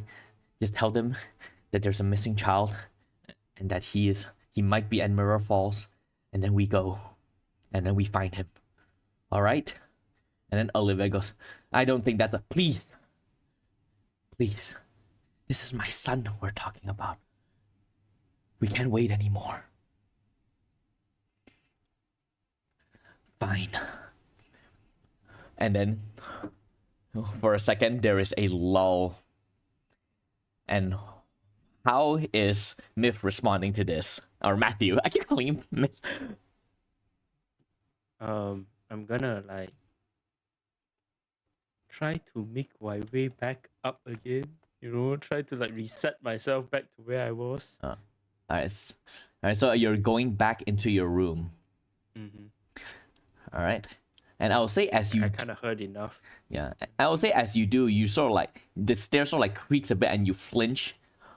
And then you flinch a bit, you pause and you look back and you see that from the angle of where the stairs is to the doorway towards the where the dining room is, you see Brian leaning against one of the counter, and he sees you. But then he doesn't say anything. I'm gonna shoot him like the thanks for covering my ass kind of look. And then he just sort of like tilts his head upward a bit in like a just get out of here kind of thing. Yeah, then I'll proceed to get out. All right. So you go back to your room. What are you doing right now? Do you stay in your room and wait for your mom, or do you try to sneak out, or is there something else you want to do? I would try to fashion some sort of melee weapon. Like, it doesn't have to be sword, it doesn't have to be a knife or something. Something like, a makeshift kind of weapon to like defend myself, or something that I can use to knock out someone Yeah. if needed. No, I will say you don't have to roll for that. I'll say that in your extreme early memories, what little you have of your father, he likes to play baseball with you. So there is a baseball bat in your room, one of the few mementos you have left of a man that your mom refuses to talk about. So you have a baseball bat. That would do. See if I can conceal the baseball bat in my jacket, in my overly sized jacket. Alright. I was like, how does that work? But then I remember you dress like this trench coat. I'll say, fine, I'll allow Yes. it. Like, The bloody trench coat. alright, so you have a baseball bat. And now, what do you do? Oh my god. How? Wait, did I overhear them saying about they might be at Mirror Falls? Yes. I'm gonna sneak out my second floor window, get my bike. No, I'm gonna write a little small note first. Alright, what do you write? I'll be at Mirror Falls saving my brother. XOXO. Oh, wow. I gotta give hearts and kisses. I gotta give. Yeah, it is like, you have a spat with like your parents, you storm out, then you just storm back in, I love you, and then you storm back out. Yeah. Exactly. Alright, so you leave the note on your desk, you go to your window, you pull it open, you step out, and you don't need to roll anything for this because the parents are a bit too busy setting up whatever it is that you're trying to set up to mount a rescue attempt of your brother. So you are able to step away from it, you walk, you begin to run, head towards your bike, you get onto it, you look back in towards your house, you can see through the front window that looks into the dining room. You see all the parents, they're like talking on phones, talking to each other, and you can see at this point there's like a little bit of a heated dispute going on, but you can't hear what it is about from your end.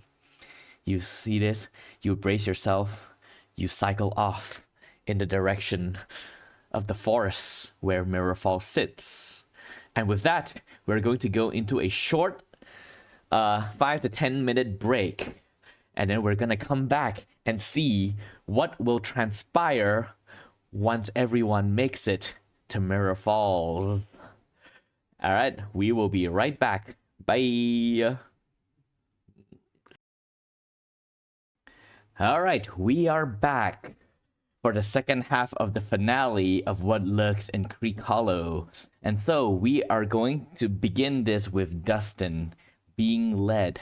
You are being forced like by Howard Hanratty to march up the slopes that leads up to towards the cave of Mirror Falls, and you can hear like in the background the waterfall getting louder and louder as you get closer and closer. Is there anything that Dustin would say or do in this moment, or does he just follow in silence? I will follow in silence, but I peek around, look around. And Yeah. do I have anything on me that I can drop? Like in those movies, I just drop my trails so that people who are looking for me can find me. All right. I mean, I'll say you're a kid, so maybe you have like some quarters that you put in your piggy bank. You brought some with Maybe. you. Yeah. So I still have some plops left. oh yeah, and plop the fucking plops. All right. So I would like you to roll like a flight check in order to prevent Harold from Howard. Why do I keep calling him Harold? From Howard from spotting you do this. This will be. He's just focused on you and not on like scrutinizing. So I would say this is a lower check, like maybe A5. Awesome. Okay, Awesome. easy enough. You sprinkle like almost like a modern day Hansel and Gretel. You begin to sprinkle like some of your quarters onto the ground as you walk, and Howard doesn't really notice it. At one point, he's like, "Move faster!" As you sort of like stumble a bit trying to put the coins out, but he doesn't notice what you're doing, and he begins to push you forward. And eventually, the waterfall reaches a crescendo until it is all you can hear, and it is right before you. And you can see that there is a path that leads behind. Sort of like you're on the slope right now. To the right of you is a sort of like a sloping ground downwards back towards the river, and then the waterfall, and then behind it you can see there's a trail that leads behind it, and then Howard shoves you before it, and you walk out onto the sort of like the damp rock. This is like, it's not that wide, but it's not narrow enough that you have to like, you know, have a certain level of agility to go across. I will say that maybe it's about like 4 or 5 feet wide, this little path. And as you walk along it, you can feel a bit of the mist and spray from the waterfall splash over the right side of your face and body as you're march your way through. And then to your left, the wall disappears and it opens out into a cave. And then Hanratty continues to push you in deeper, and you walk in through this long cave. It's a bit wider, like I would say about 8 by 8 feet. And you begin to walk, and eventually you can see like moisture clinging along the wall occasionally drips down on you. And the sound of the waterfall begins to fade in the background. And as it does, you begin to hear like a bit of commotion up in front of you. And before long, like you don't really walk that far. Like you can see like at places here and there are like tunnels that branches off here and there, but most of them goes into darkness, so you don't really see anything until you emerge into like this central cavern that is quite large. The floor is surprisingly smooth, and it is quite bright here as well. There is like this sort of like growth along the walls, like lichen, that gives off, it's not really glowing in as like a spotlight sense, you know. It just, there's like this almost, and it lends itself to this ethereal color within here, like offering you just enough vision to see everything around you is a bit gray tinged with blue. And you can see like the floor is surprisingly smooth, even if it's jagged here and there. And at the center of it, you see there is a very sharp circular pool that goes deep down, and there is like black murky water. At first you thought it was a hole, then you realize it is just water, extremely pitch black water. And behind that pool rises this large stone, almost like a sharp spike that jabs up towards the top of this cavern. And the wall of this cavern extends really high out, like about maybe 90 feet up, and you don't really see the end of this cavern. This is huge. This cave is big, and you can see standing scattered around are other members of the film crew, but none of them have film equipment on them, and they all wear like this serious, severe look. As you approach, a couple of them turn towards you and look, and you can see there's an air of anticipation. You can see before this pool, Jack Ferrier is crouched onto the ground, and he is like painting something onto the floor. And as you can see, what he's painting on is blood.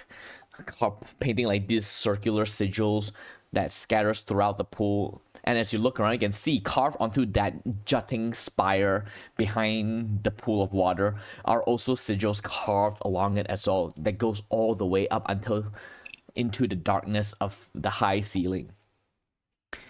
And as you are pulled closer here, you look to your left, you can see tied up on their knees are 2 individuals, and you recognize them to be the actors that Jack Ferrier hired, the ones that were playing the lead roles. Maya Lynn Simmons, the redhead who plays a female lead, and Derek McAllister, the sort of like the very he has that look that you typically see in like those teen romance comedies, that kind of look. And the 2 of them are a bit roughed up, and they are gagged, and they're on their knees, hands tied behind their backs, tied to their ankles, and they're like looking around, like wondering what the hell is going on. Maya looks a bit scared, while Derek has like this defiant look in his eyes, and he has like a bruise on his face that you gather he was probably like just socked across it to keep him pacified. And their eyes turn to you as you arrived. And then Henry put you, come on, go forward. And then Jack Ferrier finally, he pulls up onto his knees and stands up and turns around. Dustin, the man, or how should I say, the boy of the hour. What do you think? Amazing, isn't it, this place? It's quite the setup. I mean, I've been living here for 10 years and I don't know there is quite a long extended hall. There is a lot of things that your parents and your town has kept from you. Many things, secret things, the history of this place and the people here. But don't worry, you will be a part of it soon. You will be a part of the next step in the history of Creek Hollow, and everyone will rejoice your name. Now come. And he holds out a hand towards you, and his hand is like slicked with blood from painting the sigils on the floor. Where? And I go, ew. No, don't touch me. Sorry. He sort of like looks around, and then one of the nearby 10th one of the nearby 10th eye member comes towards him and hands him like a hand towel. Thank you. And then he wipes his hand clean. And then he looks at you. You have no idea how long I've set this up. All those times spent studying, scrounging the rooms and notes of my predecessors to gather the ritual and the phrases needed to continue his work, the work that he failed because of a certain farmer. And as he said that, you know that he's talking about McDowey Smith and what he did. You know the story where he led a group of people to fight back, according to you, giant rats. But clearly that is not true. Or rather, there are more to it than just giant rats. Wait, I know the story. Were you involved? And No, I was not. If I was, it wouldn't have failed. I will succeed where Abel failed. And how am I a part of this? Oh, What is this next stage you're talking? no, you are the most important piece of all. Because when Abel attempted this ritual all those years ago, it was your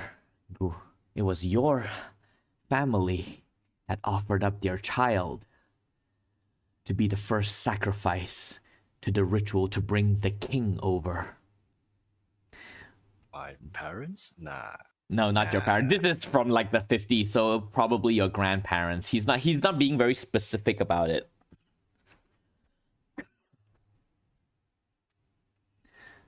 Wow, nah, I'm not gonna believe you.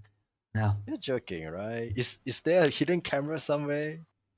I mean, this is all real. This has been a good tour. I would like to take my souvenir and go now, if I can. It's starting to get a little bit creepy right now. And then he's sort of like, don't worry. But I can assure you that this is very real and there are no cameras around.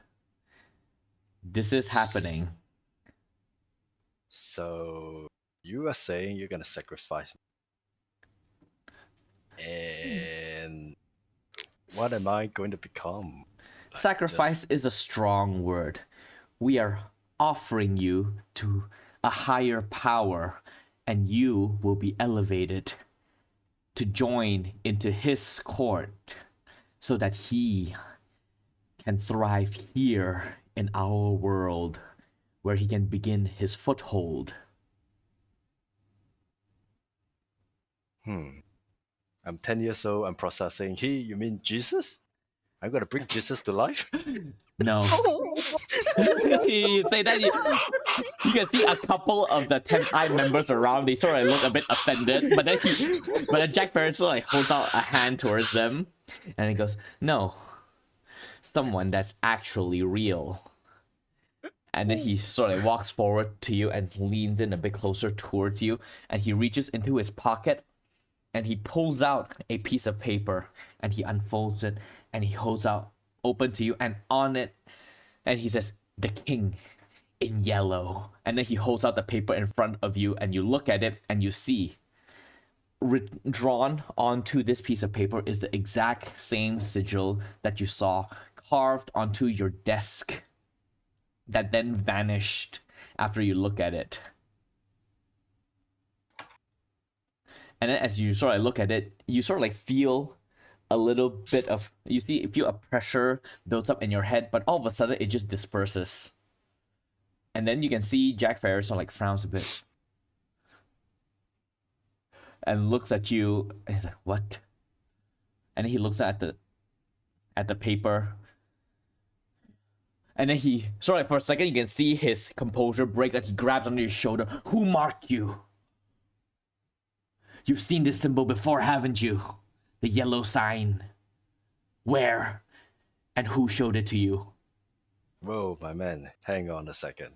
You are still showing me a symbol, a logo of some sort? I might have seen this, but what do you? How do you know what's going on in my mind? I said, "Who?" And then you can see he looks behind. Whoa. He looks behind him for a second to look at Hanratty, who looks just as clueless as him. And he looks back at you. "It doesn't matter. This will just mean that the ritual will be a little bit more turbulent than expected. But it goes on."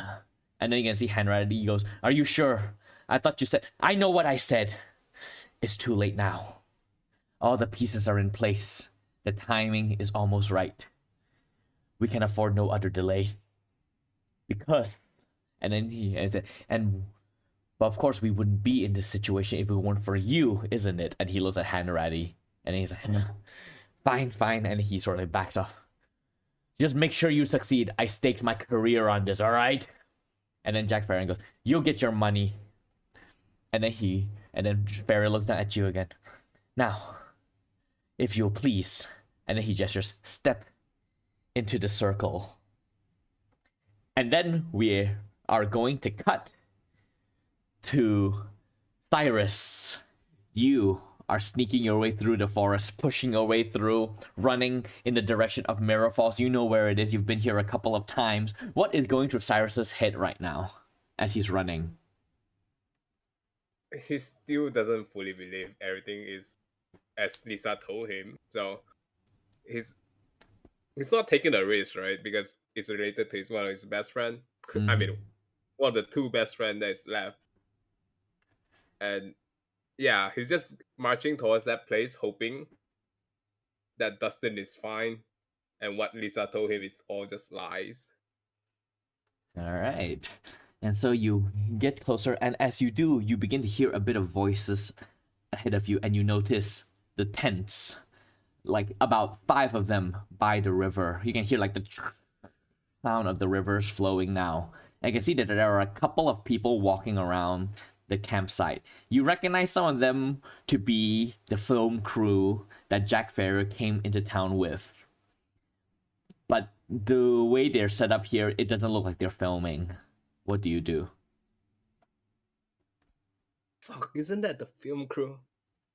Oh shit. No. I'm being sneaky, right? Yeah.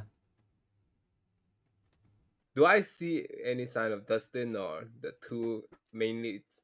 Yeah. You look around here, you don't see anyone. You don't even see the director. So clearly, these people here, they are not here to film. Something else is happening. And then you remember what Lisa said. She mentioned Farrier by name as the one responsible for taking Dustin and for trying to do a ritual, but you know nothing else about it. Yeah. Oh, is there any chance of me sneak by? Yeah, I'll say you are able to sneak. Like you sort of give them a wide berth. Roll me a flight check, but this will be a super low DC. This will be a 4. Because they're not really paying attention and you're sort of like circling. This is a forest. It tends to eat up noises. Oh, Oh, that is just nyam nyam what you needed. Oh Yum, boy. yum. Oh boy. All right. So you are able to sneak past them and then you head up the familiar slope, the same slope that James led you out of during the Mirror Falls party back on Monday where he wanted revenge against the thing that killed his father and where he died. And those memories weigh down into you. You remember his face when he was killed. You remember the monster that faces you off, the rat creature that at first you thought was responsible for James's death until it saved your life only a couple of hours ago. And you trudge your way up. And before long, the sound of the waterfall overwhelms everything. And you see the same path that Dustin walked earlier, the path that leads towards the cave. What do you do? yeah, at this point, I'm just gonna slowly walk in. All right. You slowly walk in. And we're going to cut briefly to Matthew. You are pedaling your way through town quickly. This time I say that you're just gonna, instead of pedaling on the sidewalk, you do it in the middle of the road so that even if the town watch notices you, there is no chance that they could catch up to you in time. They just see you, they're not expecting a teen on a bike just riding straight through in the middle of the road, so they see, oh wait, but then you just completely speed through. What is going through Matthew's head right now? I'm gonna be like, I need to save my brother ASAP. That's the most important thing since I've heard killing and all that is like bits and pieces. Mm-hmm. Like I don't get the full picture, but I'm trying to place the pictures in. But the most important thing is finding my brother from Mirror Falls. Waiting for the adults to do something might be too late. All right. And with that determination, you cycle through until eventually the forest appears before you. The road ahead is too turbulent for you to bring your bike through, and so you have to leave it behind. And so you adjust your coat, make sure that the baseball bat is still underneath it. You brace yourself, and you step into the forest.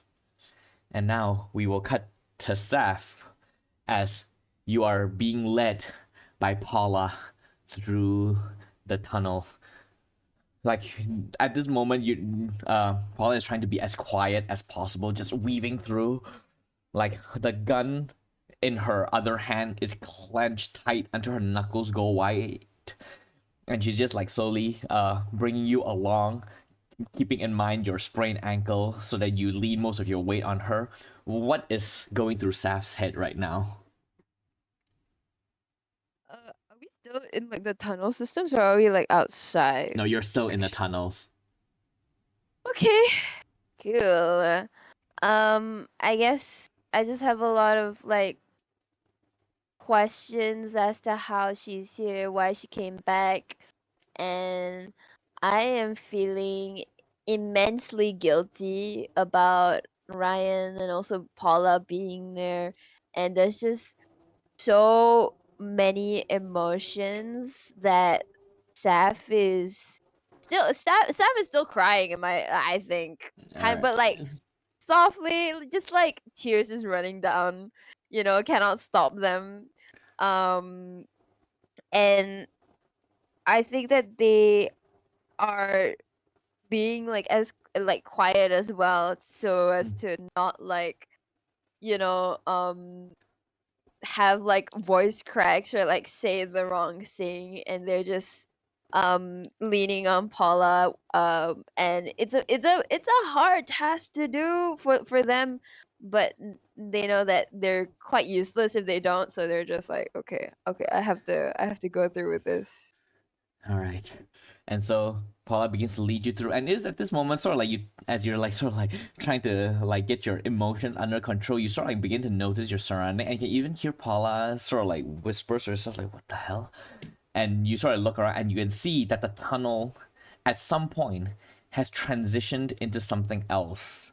this hybrid of a tunnel with a stone corridor, this ancient stone corridor, like stone bricks lining it, almost like, you know, the square kind of corridor, the kind that you see in like those ancient Greek temples.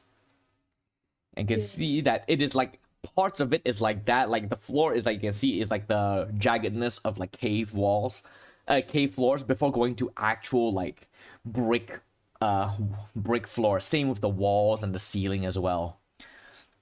And as you also already noticed, and Pat, like the going becomes a bit easier. Like right now, this path has sort of like smoothed out a bit, and you can hear Paula goes, "I didn't know there are buildings inside this mountain." I mean, inside this mountain, underneath here. Do you? No. Well, it doesn't matter. We gotta continue. And she sort of like brings you in deeper, deeper and deeper. And before long, you can see a flight of stairs that goes up. And then she looks at you. Looks like we have to go a pretty tall flight of stairs. Do you think you can make it? Steph just nods. It's gonna be Yeah. It's gonna be okay, alright? I'm here. Oh, just lean on me. And then she's gonna hold onto you and begin to make your way up this flight of stairs to wherever it is going to lead you, because right now both your minds are on going up is good. Up is the surface because you all fell in. And with that, we're going to cut back to the cave with Dustin. Do you do what Jack Farrier says? Do you step into the circle? I think first of all, I would say all the situation is against me, or the odds are against me. But I kind of pick up that Jack is not having a very good impression with Henry right now. Mm-hmm. So when he was confronting him on how badly mess up the situation, I went quietly, whispered to him, "Yeah, you were asking me who did the mark thing. He has something." Oh, and you say that, you can see Henry Yes. goes, "What? That kid is Wait. lying." Oh, And I need was you.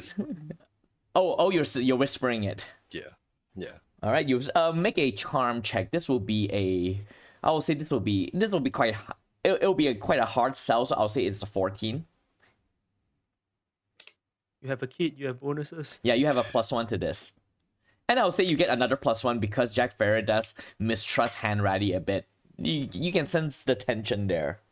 Yeah, So you I have a neutral. Yeah, so you have a Let's see. +2. Do I? Oh no. Okay. Do you wish to spend some adversity token to lessen the degree of failure? Yeah, let's go. I have 2. I'll burn it all. Oh, okay. So bring it up to 9. All right. And as you say that, Farrier looks down at you.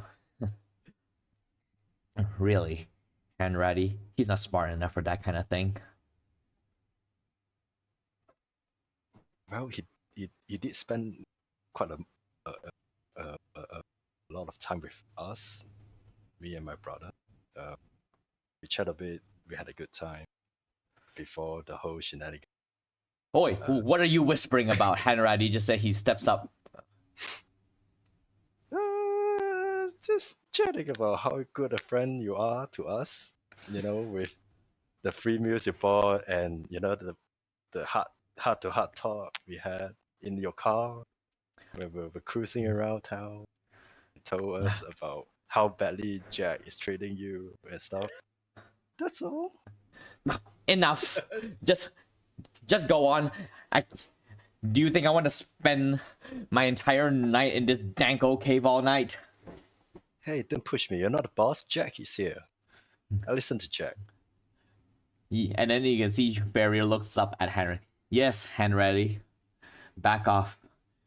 You're not one of us. You're not a part of 10th Eye. You are here because you found out about what was going on and you weaseled your way here. So, I kindly ask that you know your place and shut up. Because you wouldn't be here. You wouldn't be as successful as you are if it weren't for me. Alright? And you can see Hanrat, his face is like going red from indignation, and you almost looks like you know that he has the gun, and you can see his hand twitch towards where it is, but then he just clenched his fist, and then he just steps back, and then he just look into Ferris' eye, and he goes, "One day that pride of yours is gonna get you killed."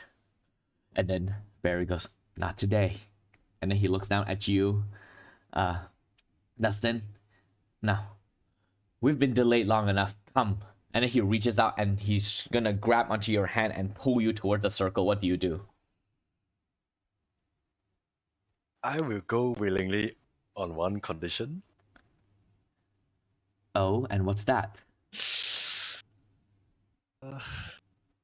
Okay, I have the chance now. Uh, uh,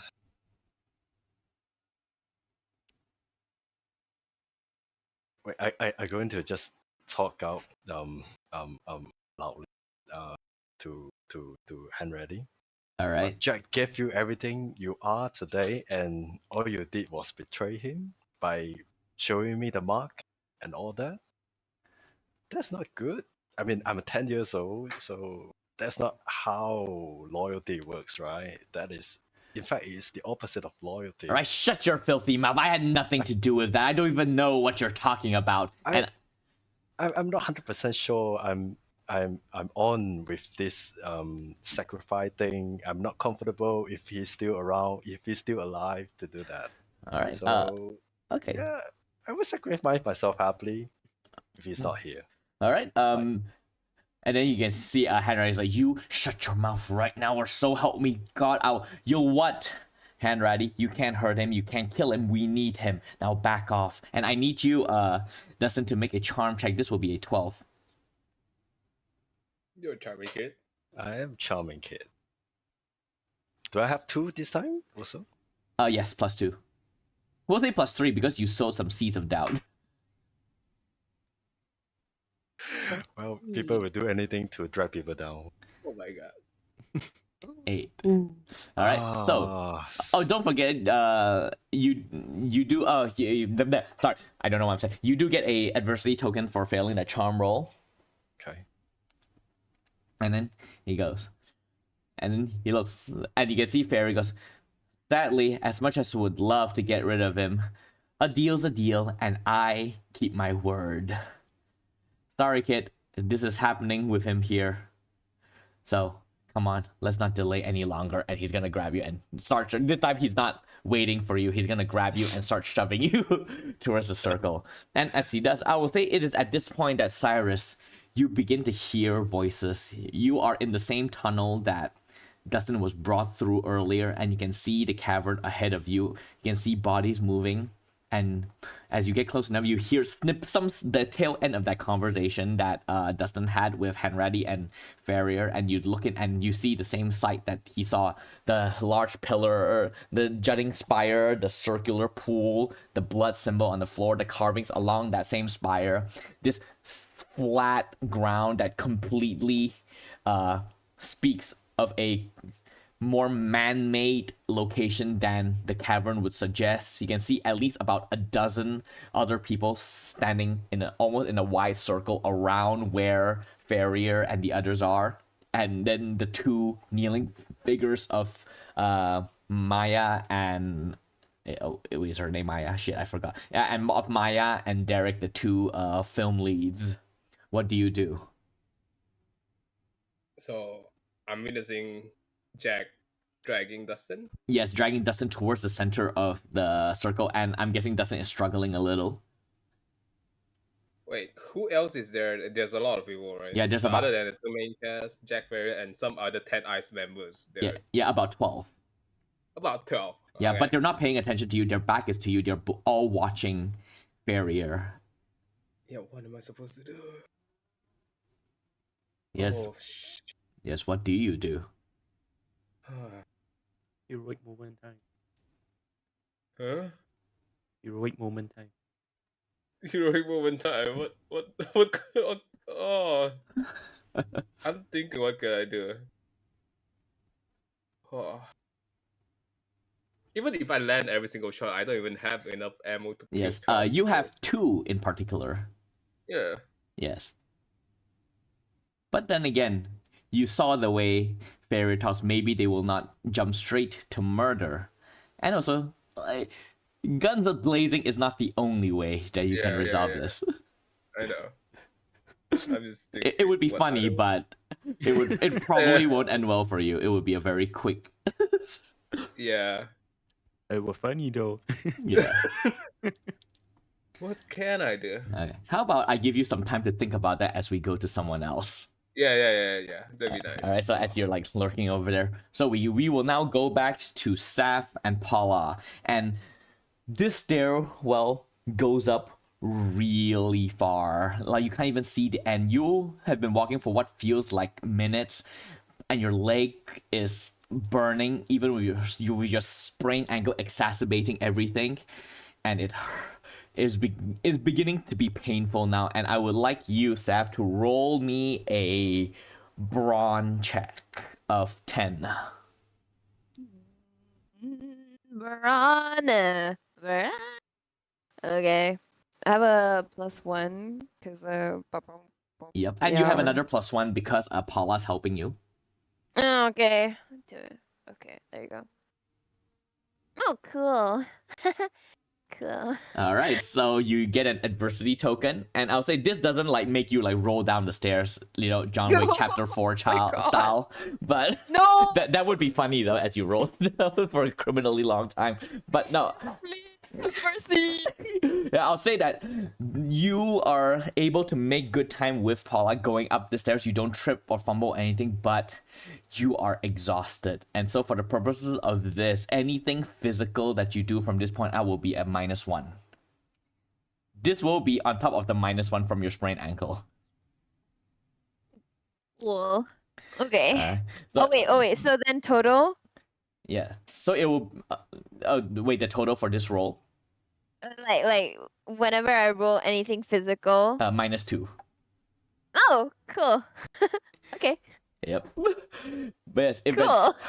but eventually, you get like heading out. You can hear at some point Paula. Even she is getting a bit winded. It's like, surely this will end at some point. You doing okay? And she sort of like pulls you along. It was fine. It was fine. And you can see as you and she pulls you along. She sort of like has this guilty look on her face. I should have memorized the direction I came from when I get here, but I forgot in my panic. Otherwise, we would have been out of here by now. And she begins, and eventually, you can see the staircase begins to end. We're almost there. And then eventually the two of you reach the top of the stairs and sort of like take a moment to take a breather and just and pant a bit. And so she sort of like puts you along the side of the wall for you to sit for a bit to sort of like calm down. And then Paula's gonna look ahead of you. Hopefully this pathway leads us out. I don't know where we are, but seems to be the only way forward. And then she looks down at you and goes, I'm sorry about Ryan. I know he was a friend.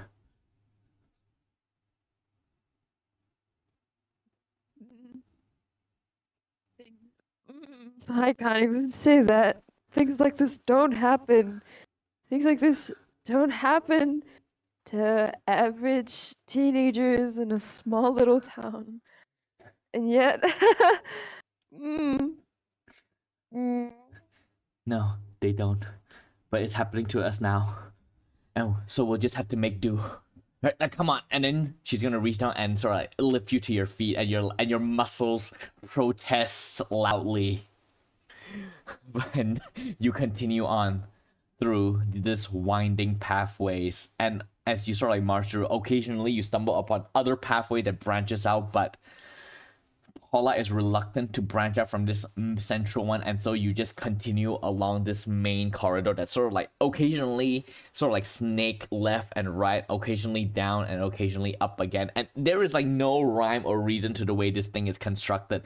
Occasionally you enter through like this small little rooms with like rubbles. Like as the deeper you go, the more like man-made the place look. You stumble upon like stone vases and some like statues that are like shattered and crumbled up along the side.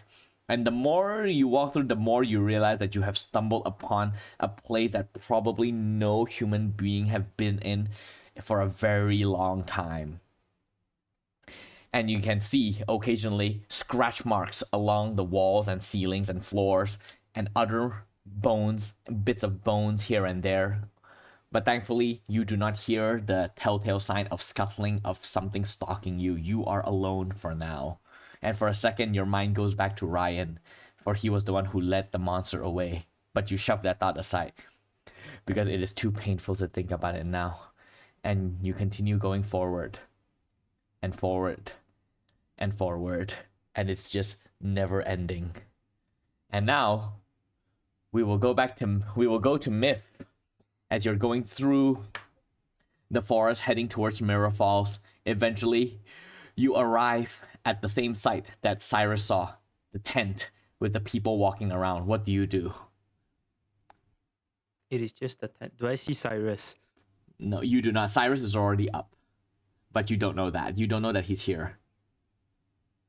So what I am seeing is that I'm in Mirror Falls. I see the tents Yes, by the river. by the river. I'm going to sneak my way in, Alright. to the place where there's no people, or to a Mhm. tent there's no people, and begin looking for documents, or like looking for why are they here. All right. So this I will say will be a brain check of a brain check of 7. I'll say. We'll consider this as part of your stuff as well, but you searching for information is the more important part here. What the fuck? Come on. Why? All Was right. that 7, right? You Yeah. said I'm gonna burn my last 2. Oh, 2 okay. failed things to burn 7. All right. So you burn 2 adversity tokens to succeed. Yeah, your rolls today are a bit shit. I'm sorry. The finale. The bad rolls come during the finale where it matters. Exactly. All right, so you sort of like sneak around, and you can see there are a couple of people walking around that occasionally chatting with each other. Like you can hear them talking about something. I wish I could be up there as well. And then another voice goes, "No, we're supposed to hold the fort here. Can't afford to have the police showing up early. There are 2 missing kids and a couple of murders now. Once they hear about this new kid that we just nabbed, all hell's gonna rain down, and we gotta make sure that we delay them until they finish the ritual." And that is some of the snippets of convo that you had. You reach one of the tents, you sort of like crawl in. One of them, look around, you see only like maybe bedrolls and tables, probably like a room that they are sort of like a makeshift room that they stay in. You leave that, you go to another one, and this one looks you see completely empty with a chair and ropes. Of course, you don't know that this was where Dustin was taken. It is of no interest to you, so you move past it, you sneak. Then you go to a third tent, a bit larger than the others, and you peek in and you see a desk. And set up with like lamps and like a generator to keep the light to power the lamps, but the lamps are off right now, and there is like a very like those foldable desk. And then there are like book tomes and papers and like pens on it. Is there like the movie equipment? I don't know, speakers and all that laying around the whole campsite, or it's just like there is no equipment whatsoever? There is a couple of speakers here, and you gather that those things are probably here. That on the off chance the police comes and asks what they're doing, they can say that they're filming and they can point to these equipment. But it is definitely not as full sail as the actual film set that you've been on. So nothing is hooked up. Yes, but there are power generators. What, are you trying to hook something up? Yes, I want to use it as distraction as I go up. because I Ooh. know up is where I need to be. Oh, so you want to plug in and like just set off like some audio. Yes. All right. I will say this is another brains check. So this would be an 8 to set. Are you setting up now? I would set it up, crank it up as loud as possible, use it as a distraction so I can like sneak up, like I can go up the falls. All right. So roll brain check. This will be an 8.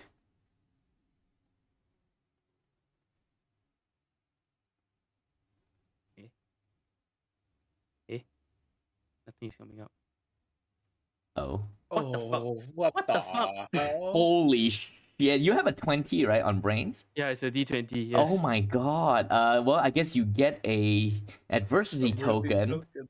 This Okay. is so bad, man. I can't even What burn are any these more abysmal adversity. rolls? I It's a know. D20 some more. God.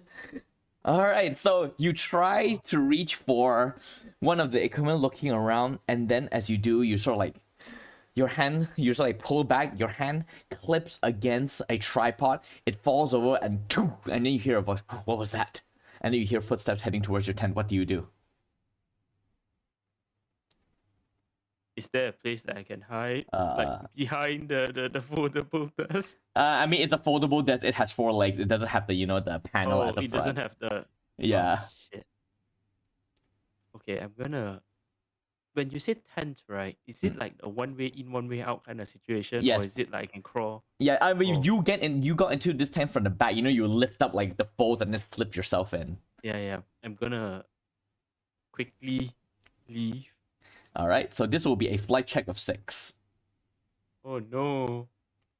Oh It's no. just a 6. You're Oh it's not- no.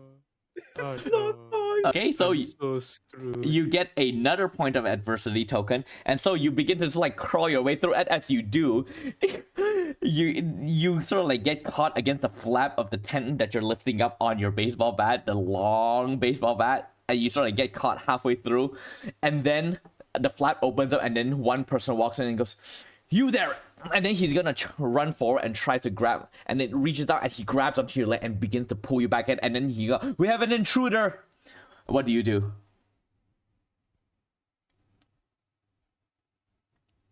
Now, I am so screwed. Okay, I would immediately. Do I still have my reach for my baseball bat? Yes, I'll say you can because you're like struggling Yeah, I'll immediately grab for it and whack them. immediately try to whack. Yes. I will say this is a fight of like 7. You get a +1 because you're using a bat, and also another +1 because you're a team. I'm so screwed. Okay, you get another adversity token. You clip him against the side of the head, and he lets go. Ah! And then you sort of like continue to crawl your way out. You knock him aside, but as you climb the other way, you see another 2 people standing on the other side, and one of them is holding a gun and is pointing at you. Don't try anything stupid, kid. I will like immediately let go of the bat. Like 2 hands up. All right. Shit, today is not my day. And with that thought inside Matthew's head, we are going to cut back to Cyrus. What are you doing as Dustin is being pulled into the circle? Oh man, I'm thinking of gambling. You know. Oh, Look, I'm just gonna share my thoughts. All right, is that Okay. okay? do it. I'm thinking of just going, grab Dustin. You know, like just pull grab Dustin and just tell Jax if they hurt me, Mm-hmm. it will come to protect me. Oh, I like this idea. All right, so how do you execute this? How far am I between me and Dustin? I'll say maybe a 40 feet away from you. Do I make it in time if I go there and grab him? Oh, you're gonna charge straight forward. Yeah. Okay, so I will say this will either be a flight check of 6 or a brawn check of 9. I'll let you choose. Flight check of 6 or one check 9. Both is that good. How many adversity token do I have? I have 3. Let's see. A flight check of 6, right? Yeah. We can't all fail rolls today, right? One of you We will can. roll Don't say high. that. Oh. Uh, Do you spend the 3 adversity token? I have 3. Yeah. Bruh. It's just depressing. Oh my goodness gracious. Nobody has rolled over a 10. Yeah. Nobody has Yes. rolled over a 10. Jesus Christ. All right, so rolls is Uh, bad. Yeah, I'm gonna just spend it all. all right. So you spend all of the token and you just charge forward. You can see like Jack Ferry is wrestling Dustin onto like come on, and Dustin you're sort of like fighting back, and then you sort of like catch out the corner of your eye someone running towards you, and then Jack Ferry is like what? Who looks up just as Cyrus you reach them. What do? You get a chance to do something to free Dustin. What do you do? This will be free. Oh man. Okay. Of course, I you have can't just say, I break Jack Ferry's neck. No, but this is how do you retrieve Dustin from him. Oh, Well, you can. I mean, I what can I do? What can I do? To break Ow. free? Yeah. I mean, you know, Cyrus is a delinquent. Fisticuffs. Yeah, I'm I gonna. mean, can whip out the cold iron. Oh. Oh yeah, Wait, you what? still have a revolver with you. Yeah, I have a gun on me, but how accurate am I while I'm running? I mean, I don't know. Wait, are you shoot? No, I would say you don't get a chance to shoot, but you are able to free Dustin from Ferrier. How about this? We say that you pull out the gun, you point it at him, and Jack Ferrier sort of like freak out a bit, and he sort of like backs away in confusion, and this gives you the opening to grab Dustin and pull him back. Yeah, that's a lot better. All right. Yes. So, Dustin, you see Cyrus come at you, grab onto you, and then Justin Ferry is like, "What the?" And he sort of like backs away, and then you are now in Dustin's hands, and he's pulling you back, and then you can see all of the other 10th Eye cultist members are just sort of like closing in. Hand ready is like his hand reaching towards his gun. What do you do, Cyrus? Jack, you know who I am. If you let them hurt me, it will come and kill you all. Make a grit check of 6 plus 1. This is a D20. Come on. Time to shine, brother. Oh, no. Oh my No, god. but I make it somehow. All right, you say that. Fairy goes, stand down, and then Hanratty goes, what? What are you talking about? I said, stand down. And then he looks at you.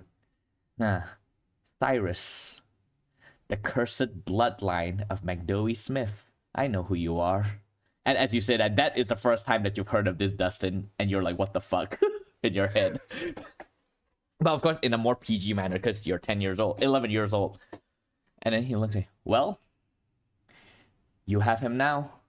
So, how did this end, Cyrus? What's your play? You're not getting out of here that easily. And then you realize that even if the others are not closing in on you, there are a lot of these 10th Eye members, these film crew, or rather these 10th Eye cultists masquerading as Jack Ferrier's film crew. They are still around you. And it seems like it might be difficult for you to get out. But you hold the cards for now, so what do you do with it? I mean, well, Jack, it seems like you're in a hurry, and I'm not. I can stay here all day. And just wait for your time to pass by. You're right. You do have the advantage of time. But I hold another advantage that you're unaware of. And that is? And then he's gonna go, I am not here to conduct a full ritual. That ritual was started almost 40 years ago. I am here to finish it. And then he's gonna take out his gun, and he's gonna shoot Hanratty right through his neck. And as he does, he's gonna... And how do you respond to this? Because you are standing in between them. What the fuck just? I'm in shock of what just happened. He just shot the guy who kidnapped Dustin, right? Yes. The guy. I'm like, what the hell? I'm in awe. Yeah, and so he's gonna walk forward, and I'm guessing you're gonna back away with Dustin so that he doesn't get too close, and then he's gonna grab onto Hanratty, who's looking at Fairy in shock and like in disbelief, like, why did you do this? You know, that kind of look. And then Fairy goes, sorry, if we can't have the kid, we'll just have to make do with our more disposable members. And then he's gonna shove him into the pool of water. And then he's gonna turn back towards the circle, and he's gonna walk into it, and then he's gonna begin to chant. What do you do, Cyrus? And what do you do, Dustin, as well? The two of you are there. What the hell just happened? I want to ask, the circle, right? Is it made out of like powders No. or rye? It's blood. Oh, okay. I thought I could just slide a shoe to break the circle. Oh, wouldn't that be something? Yeah. Yeah, that- Wouldn't that be the easiest solution for a long campaign? Oh, I try. Okay. Alright, so what did the two of you do? so Well, Jack is chanting something. Yes. And he's focused in the direction of the spire that, and as he's sort of like chanting, you can see the water is beginning, the black brackish water inside the pool is beginning to bubble. I mean, And everyone, Cyrus? and all of the 10 cultists are focused on that right now. They're sort of like forgotten about you.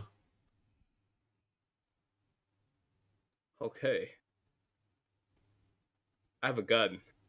What do you do with it? do it. I have a gun. Shoot Jack. Oh. Oh shit. What if? What do I? Oh. I grab the gun over. Oh, you're gonna grab the gun. Cyrus, are you gonna let Dustin grab the gun? Yeah, I mean, He yeah. I can mean, hold the gun. is he tall enough to grab the gun from me? I mean, I'll say on. that you have one hand on Dustin, and your other hand is like, you're not really pointing the gun at Cyrus, at Jack Ferry at this point, right? Yeah. Yeah, so Okay, okay. I would say the gun is low enough for Dustin to grab it if he wishes. It's just a question of whether you let him do it or not. You sure you want to do this, Dustin? Yeah, I can contest him, right? Yeah, if he's fighting back. Are you fighting back, Cyrus? I guess because I'm in shock, I just didn't realize what Dustin was doing. All right, so Dustin, you managed to swipe the revolver from Cyrus's hands. What do you do? I shoot Jack in the chest. Okay, so this would usually be a fight check, but he's standing still right in front of you. I'll say that to hit him would be fairly easy, but this will be a grit check for you because to take someone's life is difficult. So you will need to succeed on a grit check of 8 to be able to fire the gun. Okay. Wow. Wait. Alright. Cool. Oh, Can I man. do And then you get something a right two. now? Oh, what do you do? As I see Dustin holding the gun, trying to shoot Jack and hesitated, Mm-hmm. couldn't pull the trigger, I take back the gun and just let the older one do it and try to shoot. All right, so Dustin, first you get one adversity token, and Cyrus, you get to make a grit check as well. I'll say this is a 6 because you've seen things. Yes. Oh man. I do not want to live in Creek Hollow. Whew. All right, Finally. Whoa, Finally. no. so you. Wow, the horn. Okay, all right. So you take the gun, and then he's like chanting, and you can see like he's reaching a crescendo, and then you pull the trigger, bang, and it slams right through his head.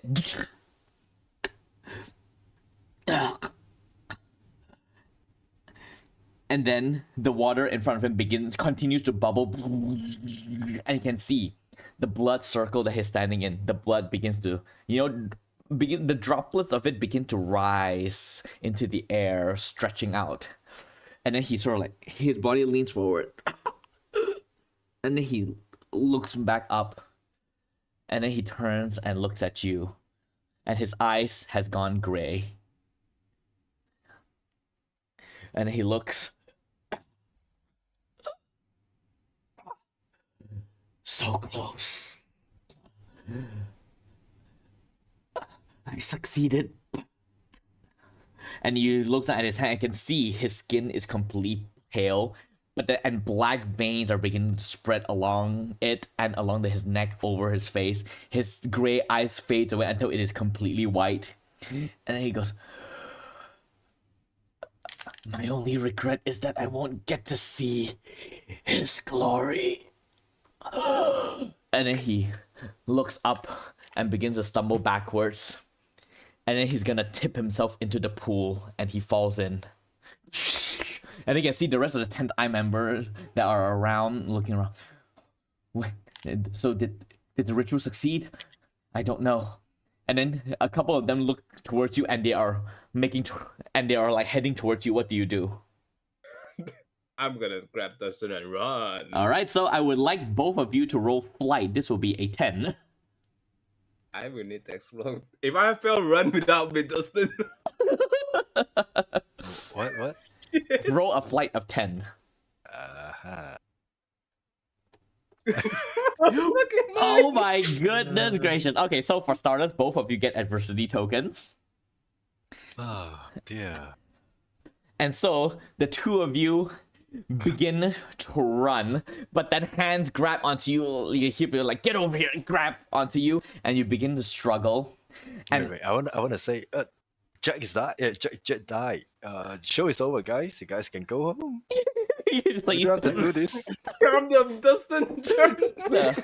This 10-year-old man. Yeah.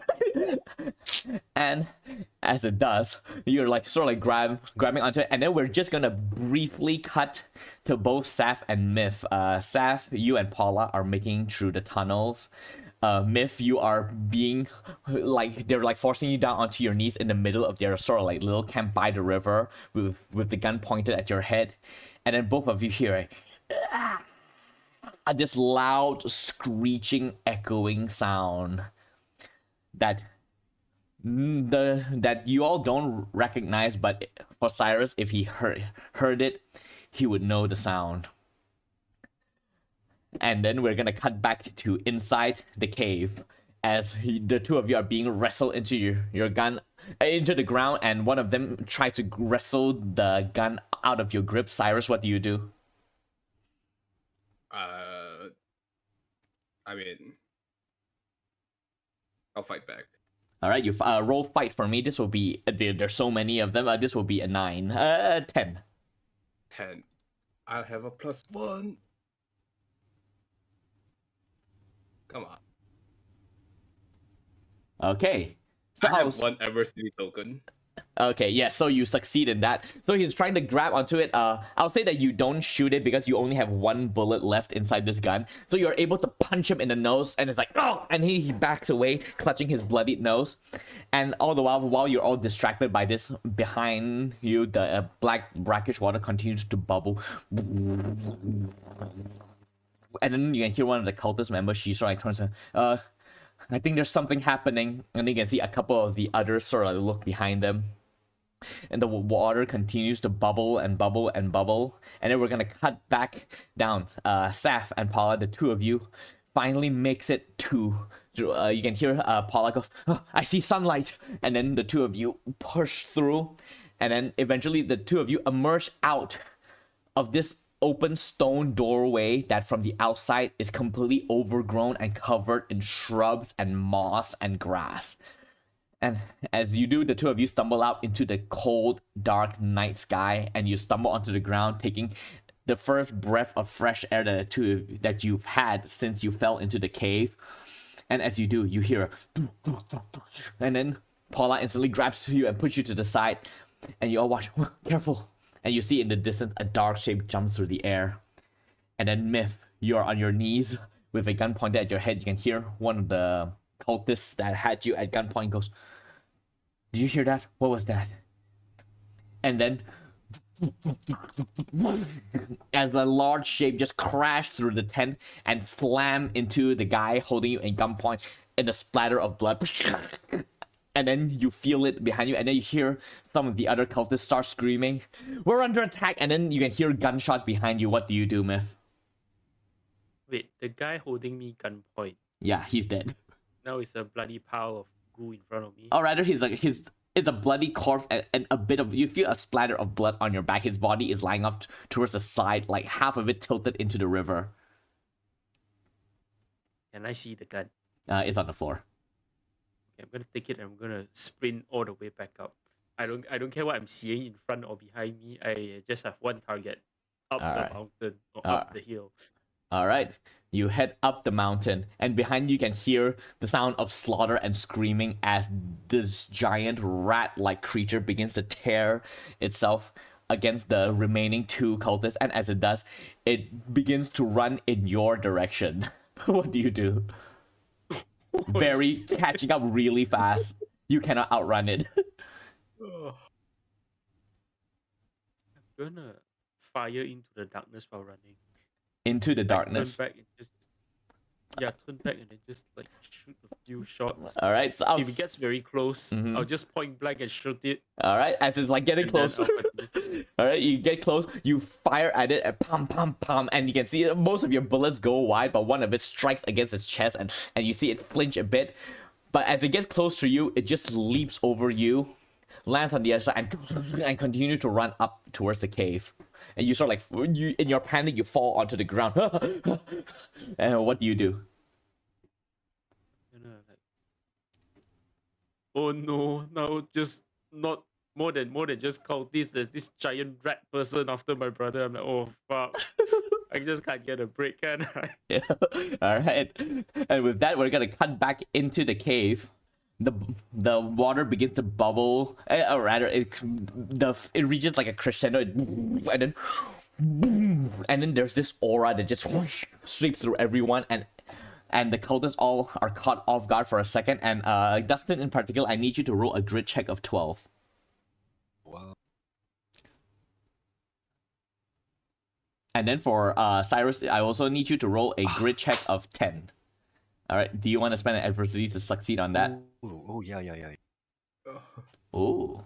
Okay, so Dustin, as the both of you felt that aura sweep over you, Dustin, for a second, your mind you feel like almost this psychic feedback in your head, like images just flash through your head. You see the Hernandez house, you see your mom, you see your biological parents, you flash back to the scene as a baby as you hear them being killed by this mysterious figure that hovers over you, humming that children's lullaby. Then for a split second, it flashes again, and you see a desert whipping around, and then you are back in the cave, and with a bit of a nosebleed that you sort of like wipe away in this brief lull, as all of the other cultists are just like paused and wondering what the hell is happening. The same thing happened to you, Cyrus. That wave sort of like hits you, and you sort of like flinch, and your head throb, and you feel something grow inside you. But you were able to hold it back and keep it contained, just barely. And then you can see the bubbling, and then it dies back down, and it became still. And then in that brief silence, as all the other cultists are just looking at, wondering what the hell is happening, as from the cave entrance, a familiar large furred creature slams into the cultists and begins to tear through them, and pandemonium immediately descends into the area. Cyrus and Dustin, what do the two of you do as you watch this happen? And you can see like the cultists are screaming. Some of them are like pulling out guns to shoot. Others are just running and scattering into the caves. What do the two of you do? We need to go, Dustin. All right, so you grab onto Dustin and book it out of there. Yep, let's go. Yeah, because I don't know if it's But gonna wait, hurt Dustin or not. The wave thing. Do I feel what Cyrus feel? Or You do I see, catch this? no, I would say that you were too busy with your own thing to notice Cyrus feeling it. Okay. Just like how Cyrus, you are too disoriented to notice the effect it had on Dustin. Okay. At this point, do I feel or do I feel that Cyrus has something inside of that? I mean, based on the conversation he had with Jack about him being a descendant of McDowey Smith, you gather there's something more going on with him. Yes. All right. So the two of you begin to run out of the cave as you hear the sound of screeches and growls and screams and gunshots and blood splatter and flesh tearing behind you. As the two of you run out of the cave, walk across the very precarious edge away from Mirror Falls, and then eventually you run downwards, and then if you see a figure that is just like standing out. I'll say that Matthew, after you sort of like get stunned by the giant rat monster jumping over you, you sort of like stand up and try to make your way up, and I would say you spend about a minute going up before you see two figures heading towards you, Cyrus and Dustin. What do you do? I'm gonna look at both of them. Do they look hurt or like this? Do they look like heavily injured? No, they're like covered in a bit of dirt and a bit of blood and like a small bruise here and there, but they look relatively okay. I'm gonna run to Dustin Mm-hmm. because screw citrus. Mm-hmm. I'm a human too.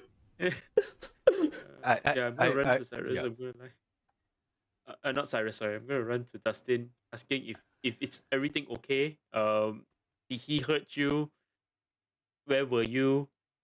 A bunch of very common questions, I would say. As Smith asked that, I want to go like Jurassic Park kind of style, like gotta go. I was bolting and running, probably, two hands flopping around. Gotta go, no time to talk.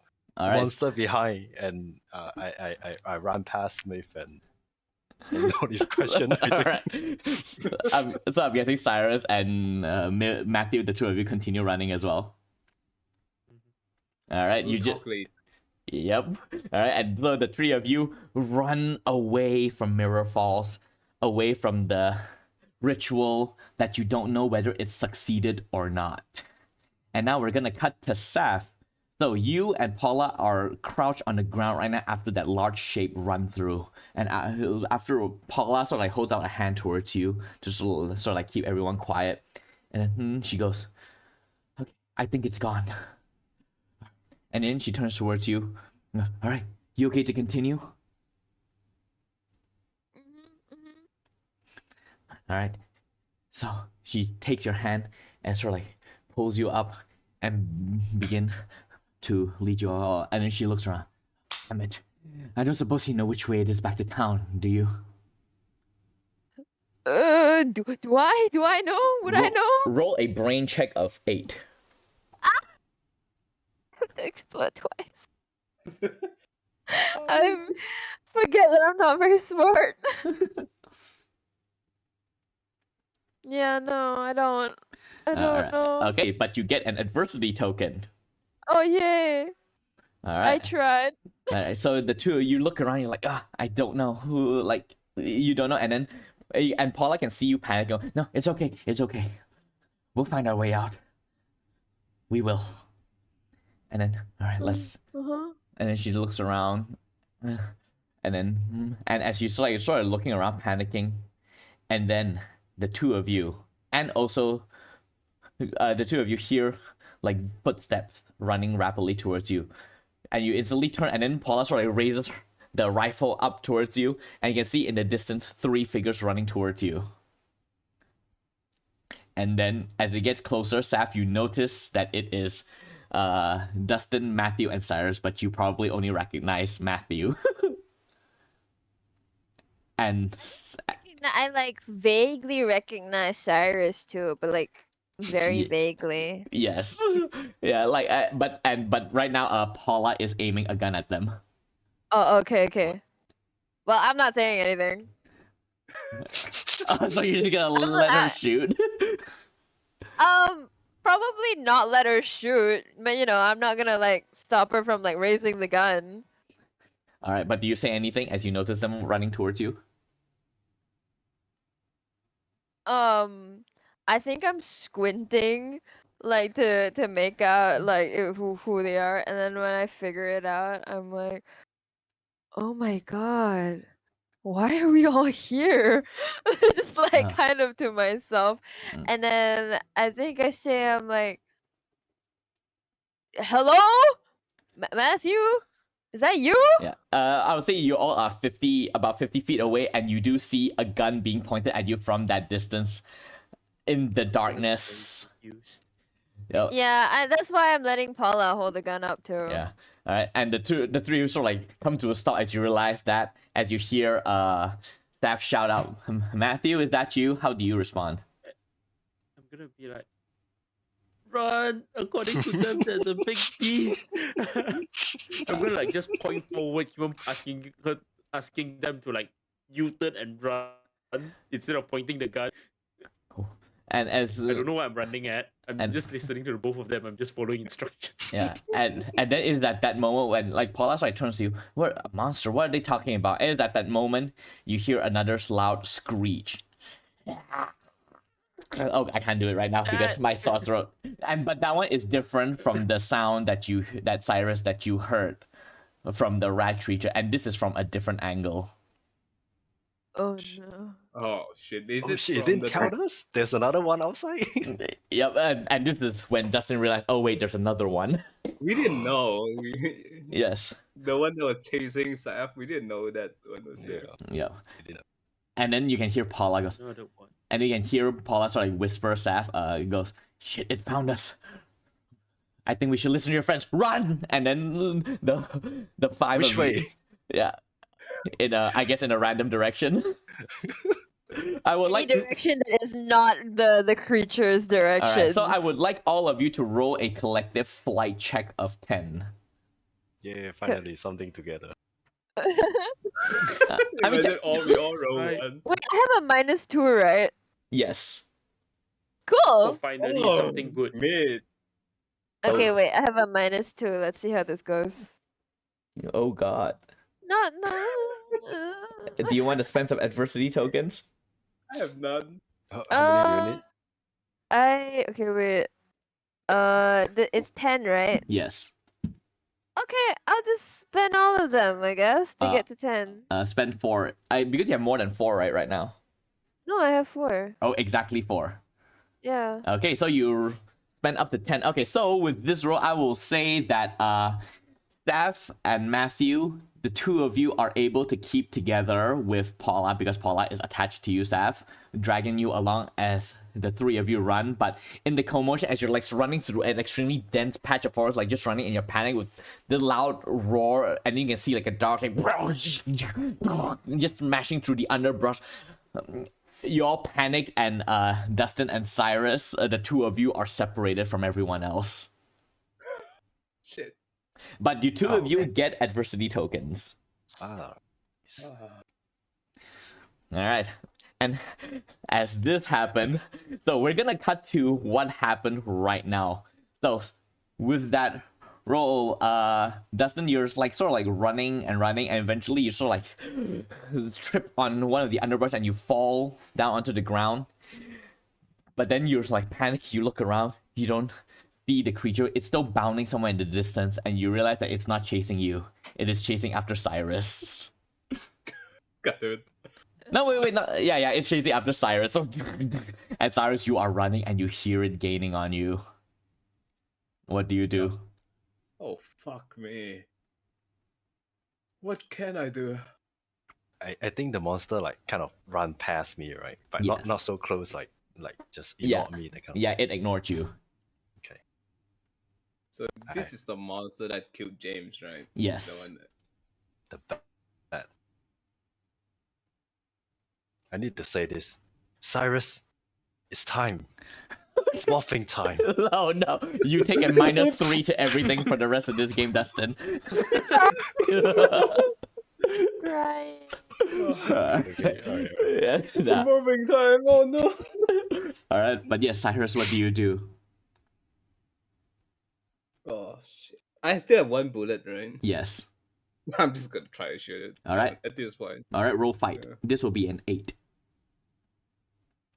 Oh, Okay, so you hit it. you turn around inside with your final bullet. You fire it, and it strikes it right in the head, and it falls onto the ground and rolls.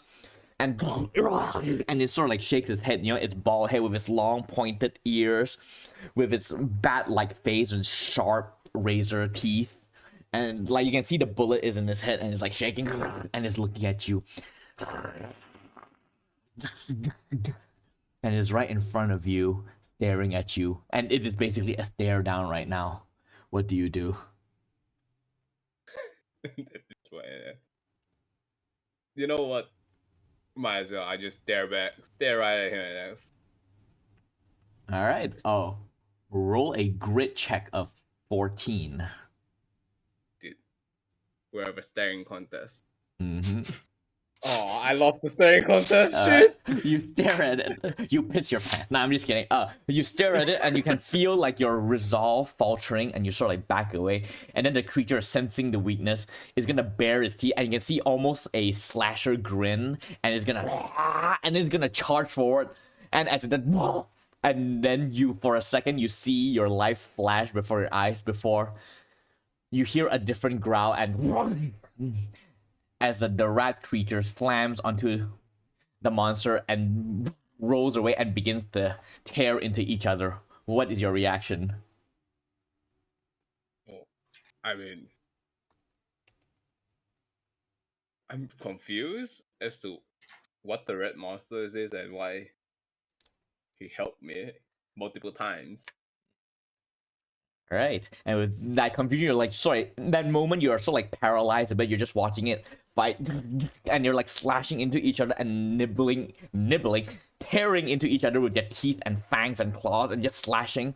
And then you watch as the bat creature raise up one of its clawed hand and stab into the stomach of the rat monster and just and slash right through, and it lets out a loud squeeze, like screech of pain, and it stumbles back and its tail whips out behind and slams into the side of the bat monster's head and knock it into the ground. As it does, the rat creature charges forward and sinks its teeth into the side of the monster's neck, digs its claw into its back, and then just throws it away and lands on the ground. The rat jumps forward again, teeth snapping and snapping, slashing onto it, blood trail coming out from the deep wound on its stomach.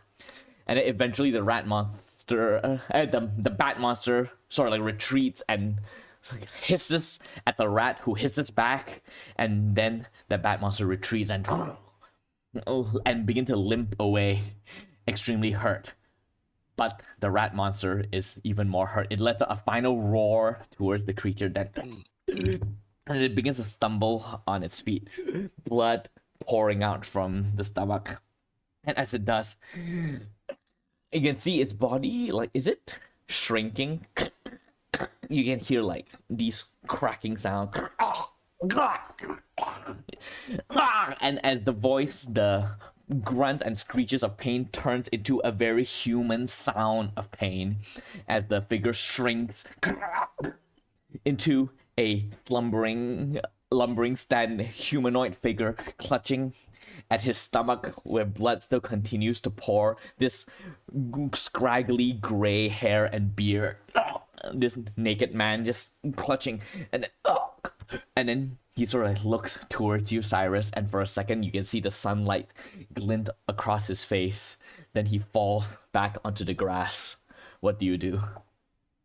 I approach him and is he still alive or is he dead? Yeah. Dead? He is like a bit, but he's like very close to death.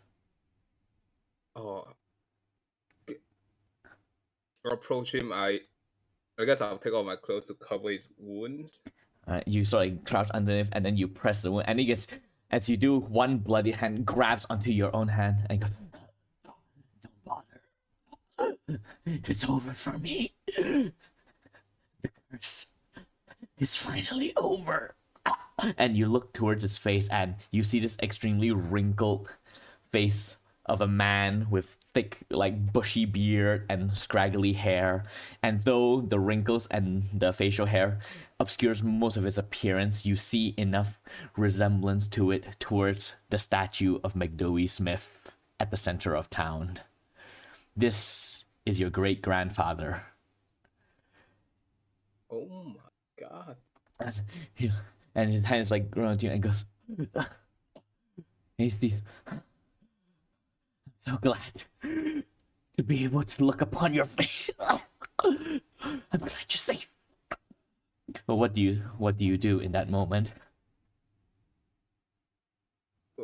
Wait, so I recognize him as Yes. my great grandfather. Yes. I thought you were dead, but thank you for protecting me. I mean, I don't know anything about him. I didn't Yeah. speak to him. Yeah, it makes sense. His makeup. If only I had more time. And then he sort of like reaches the other hand and grabs onto yours and sort of like pulls you in close, and he goes, "This curse, it didn't break me. Don't let it break you. It, if you can embrace it instead of fighting it like I did, perhaps you will have a kinder fate than the one I had. Live, Cyrus. Live for your family. Do not let this curse break our family line. Can you promise me that?" I will. I promise. I promise. You have the potential inside you. This curse can kill, but it can be used to protect too. Like what I did. I protected you. I protected the town. All these years. I hope that's enough to redeem myself in their eyes. And you can see he is fading fast. What do you do before he passes on? I'm sure you have redeemed yourself. I will forever remember what you did to protect me, but to protect us. And then he sort of like smiles. And then his face goes slack. And his eye sees nothing. And McDowey Smith dies in your arms. And with... So, Oh, yes? yeah, so from what I've heard, I actually can morph? Maybe. If But- you try hard enough. Yeah. Yes, but before we get to that, let us go to Saf. So you and Paula are running and running and running. And New track stuff. yeah. Yeah, and before long your lungs is just built like just getting too much, and your leg aches and you just can't, and you have to stop. So what do you say to Saf in this moment? Do you push her on, or do you get her to stop as well? You don't hear any sounds behind you currently. What? Oh, wait. Is she behind me? Is Paula behind me? No, she's in front of you. Oh, she's in front of me. Yes. Okay. I have to stop. All right. Yeah. Yeah, hey, and she sort of like pauses and looks around. All right, just, and then she sort of like leads you towards a nearby tree and then leans you over there, and then she's gonna. Can I take a look at your leg? Yeah, I'm gonna look away. I can't see this. All right, so she pulls it back, and you're like, and you flinch like, "Ah!" And then she peels it back, and of course you don't see it, but Paula did. She makes like this intake of breath, and basically what she sees is that your leg is like this color, is like just blackish purple and red and swollen. And then Paula goes, "I don't think you can continue on in this situation like this. I'm going to," Man. and she's gonna look around. I'm gonna see if I can find some, I don't know, branches and fashion you like a splint or something. You stay here, all right? Don't Don't go too far away. I won't. And then she's gonna take the rifle and she's gonna put it on your lap, just in case. And then she's gonna leave. I'm gonna like keep watching her. All right. Just to like make sure she doesn't like leave my side, my side. All right. And then she begins to look around, patting the ground, trying to look for something. And Seth, I would like you to make a grit check of 8. Cool. Okay, crit check of 8. I have to explode. Cool. Fun. Cool. Okay. Do you have any more adversity tokens? Nope. Okay. All right. So she's sort of like looking around, and you're like sort of like panting, like your leg is just throbbing. It is hurting, and you have this intense feeling inside you of I don't want to run anymore. And so as you're standing over there, you can see Paula. She's sort of like off to like about 30 feet away. She sort of like looks around, and then you can see her for a second seems to catch something in the ground. She reaches down and picks up something, and you see her like grab like this fairly long and sturdy wooden stick, and then she turns back towards you and begin to walk. And as she does, that is when you hear it, Saf.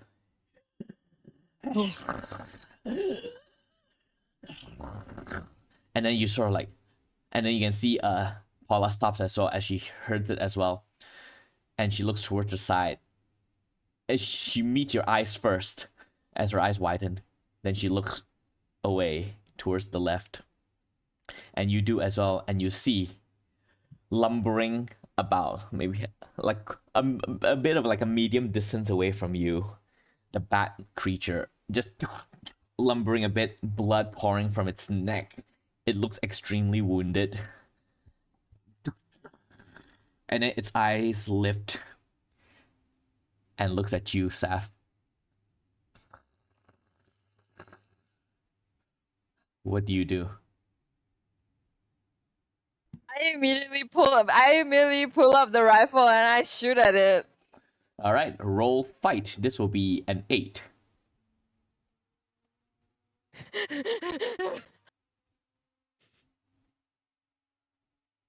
This is very. Oh no! Oh no! Rip! All right. So this is what happens. You instantly pull up the rifle and you push the trigger and you realize that you did not pull the safety on, and you're like, shit, I've never shot a gun before, and you're like sort of like reaching out and sort of like fiddling with it. You can see the creature and it looks like it's about to come forward, and then you hear Paula's voice go, hey, you! Over here! Don't do this. And then she's gonna, and then the creature turns towards her, and then she looks at you, and then Paula sort of like looks towards you, and then she mouths, run. And then the creature, and then Paula's gonna turn and run, and the monster and starts running after her. And with that, what do you do, Saf? Okay, wait. What direction is she running? Is she running like into the forest, or is she like? You're all just surrounded by forest right now. She's just Okay, run so- up. She's sort of like running in a sort of like a southeastern direction away from you, from where you're facing, like leading it away from you. Okay. What do you do? Okay. I think I'm. Shit. Okay. I am going to like still try and shoot the thing, but I'm like not running away. I'm kind of keeping a distance, but also still trying to like follow that, like, And the two of them. and trying to take like a pot shot. Yeah. All right, so I would like you to roll a grit check. This will be an 8 again because your leg is painful. I can't fucking do this. Okay. Wait, do I have to minus anything? This one will be a -1 instead of 2 because you're running a bit, but you're no longer as tired as you were. Okay, okay. Please explode. Please, for the life of me, explode. Please. All right, so again, you get a adversity token, and you sort of like trying to On. push your way and chase after it. And for a second, let's go to Dustin for a bit. You are lying on the ground after the creature run away from you. You are alone, lying there. What do you do? I get up and crawl to Cyrus. Yeah, you sort of like get up and you head towards him, and you see Cyrus kneeling beside next to the unmoving body of McDowey Smith. And what do you do in this moment as Cyrus sort of like just kneels there staring down, lost in his own thoughts? Is he crying? Yeah, this is a good question for Roxas. What is Cyrus feeling and doing right now as he kneels there?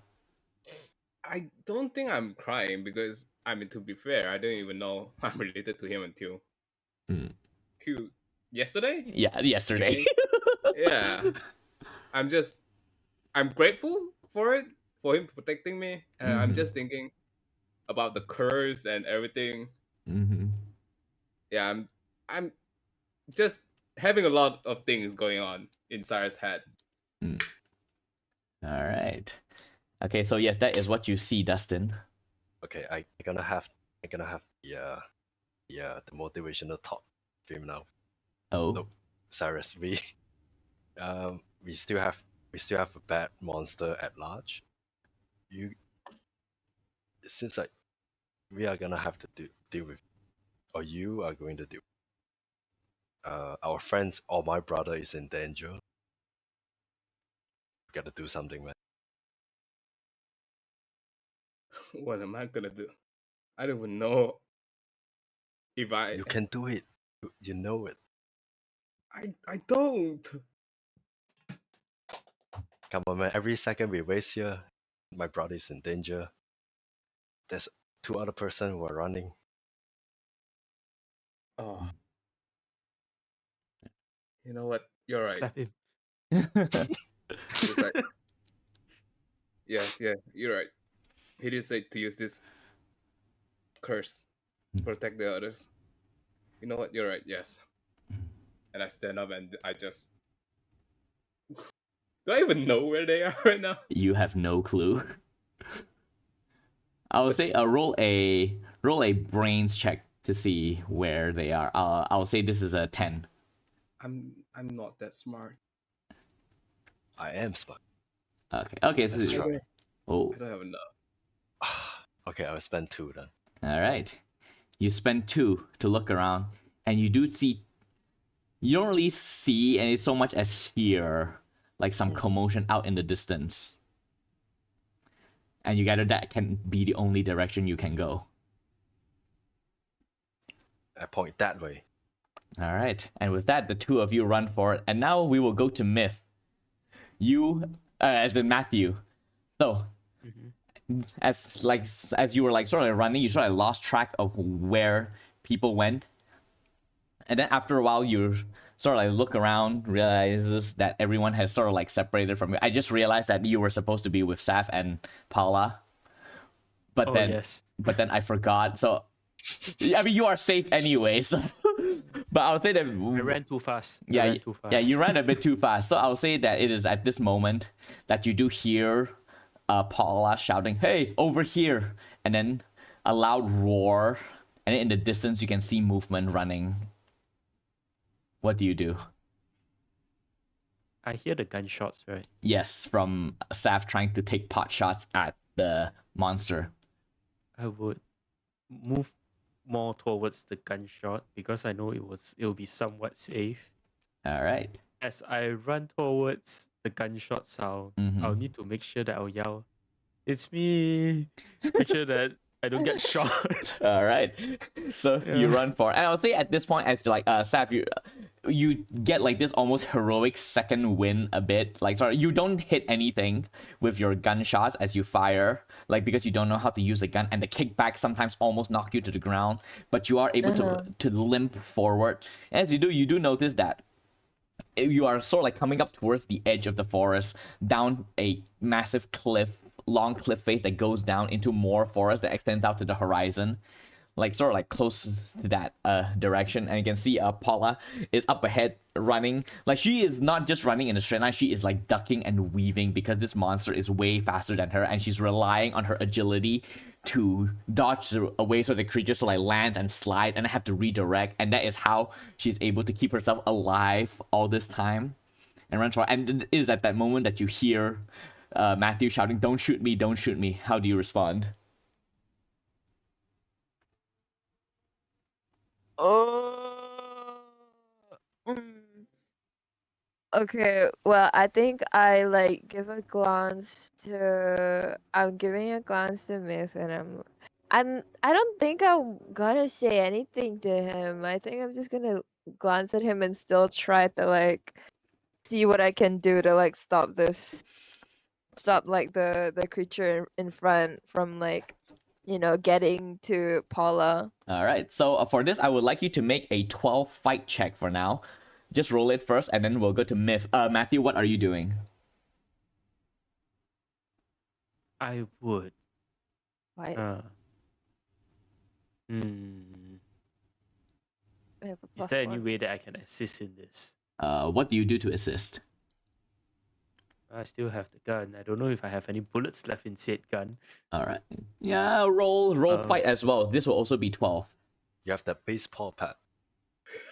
You're gonna go. I mean, I'm melee? not gonna rush. I'm not gonna rush in head Oh. first with a bat against a monster, man. Okay, That so is not good. okay, I need to Saf. explode 3 times. Oh god. All right, so Saf, roll get adversity token, and now we see what Myth does.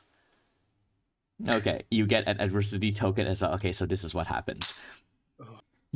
I'll say that Saf, you fire the gun, and this one actually strikes the creature against the side of his hand, and it slams forward. It is at that moment because you can see that Paula is sort of like slowing down, and she's like running, and she's like close towards the edge of the cliff, and she's like stumbles, and as the creature like leaps forward, you fire the gun, and Matthew, you're also firing the gun. The two of you are amateurs trying to shoot guns that you have never touched in your life, but one stray shot from Saf strikes against the creature's hind leg, and it falls onto the ground, and sort of like lands in front. As it does, sort of like one of its hands sort of like reaches out and clips Paula against the shoulder, knocking her off balance, and she slams against a tree stump. Like, let's say, like, the moment where it's like lands, its hand sort of like flails a bit, right?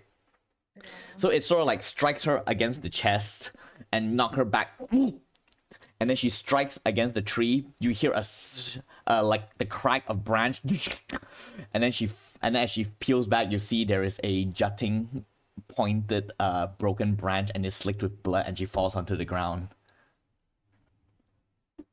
by the tree, but the creature is like hamstringed in the thighs, and it's like just clutching onto the ground. It's like trying to stand back up and try to kick itself off, but it is like faltering. What do the two of you do? I think Go ahead. I immediately tell Mystic. I tell him, go check up on Paula. I'm gonna kill this bitch. All right, Matthew, do you obey?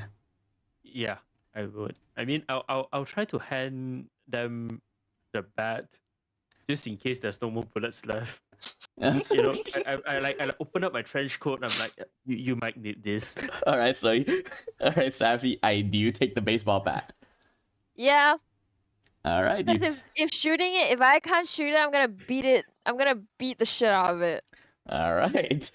Oh. All right, and with that, Matthew, you're gonna head to Paula, and Saf, you're gonna go towards the creature who's like sort of like weakened from blood loss, and then we're gonna have a quick cut to Dustin and Cyrus. The two of you are running in that direction. You hear the gunshots, but it sounds so far away from where you all are, because when you all split up, it was quite a distance, and you're just like running and running and running, and you can only hope that you reach on time. So, first, we're gonna cut to Matthew. You sort of like kneel down by Paula. She's like sort of like lying on her side, like sort of like curled up in a almost fetal shape. and you can see there's a puddle of blood growing rapidly behind her back from where she was stabbed against the broken branch. Oh no. What do you Can I do? use prepared? I have my strength prepared. Can I like take out some bandages from my trench coat? I will Like say, Ellie Doraemon. yeah, instead of trench coat, I'll say that you sort of like rip up your clothes to form like bandage to try to press against the wound. This is a fairly severe injuries, and this is medicine, so I will say this would be a brain check of like 14. Can I get something additional saying that? Oh no, my mother taught me this. Okay. Okay, I'm prepared. I'm Alright. prepared. All right, yeah, I'll give you a +2 for this. Don't fail me now.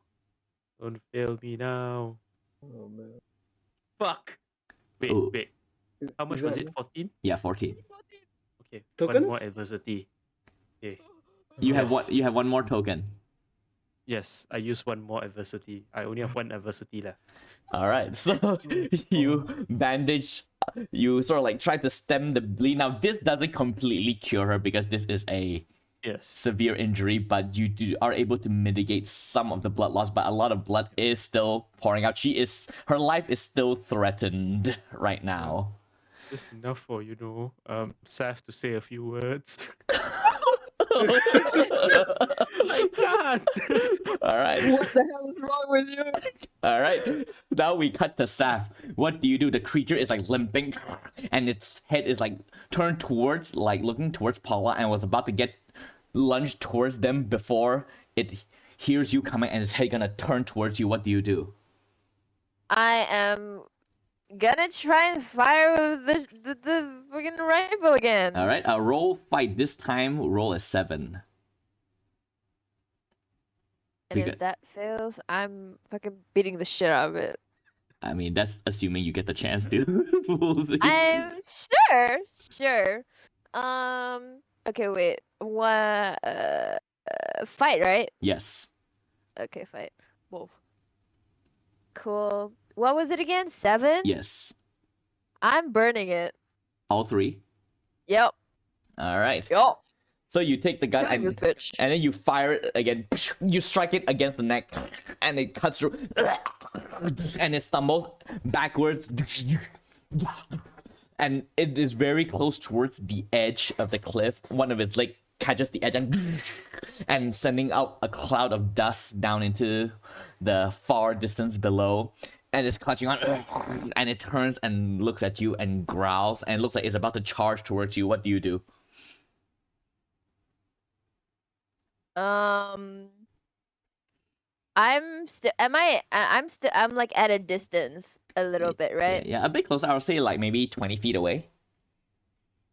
What the hell is feet? How Uh, far is that in like meters? I don't know. 20 feet. 7 meters, I 20 think. feet in meter. Yeah, around 7 meters. Oh, okay. I'm pretty. 20 feet. Oh wait, no, it says 6. Okay, I mean 6 meters then. Yeah, 6, 7 meters. That's Okay, like, what, 3 okay. steps. Pretty far. Mm. Okay, pretty far. Man, I think. Wait. I think I'm gonna shoot the gun again. Lol. All If right. there, yeah. Roll fight again. 7. Oh man, another 7. Yes. Man, 7. Okay, well, let's hope this is a 6 at least. Oh my god, it is a 6! No, it is a 6.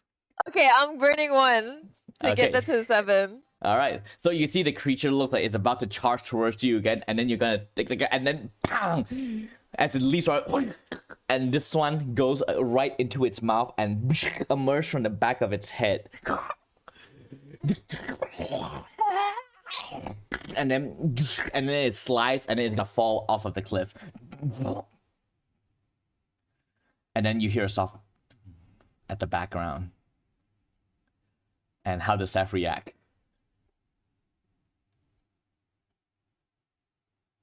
It's fallen off.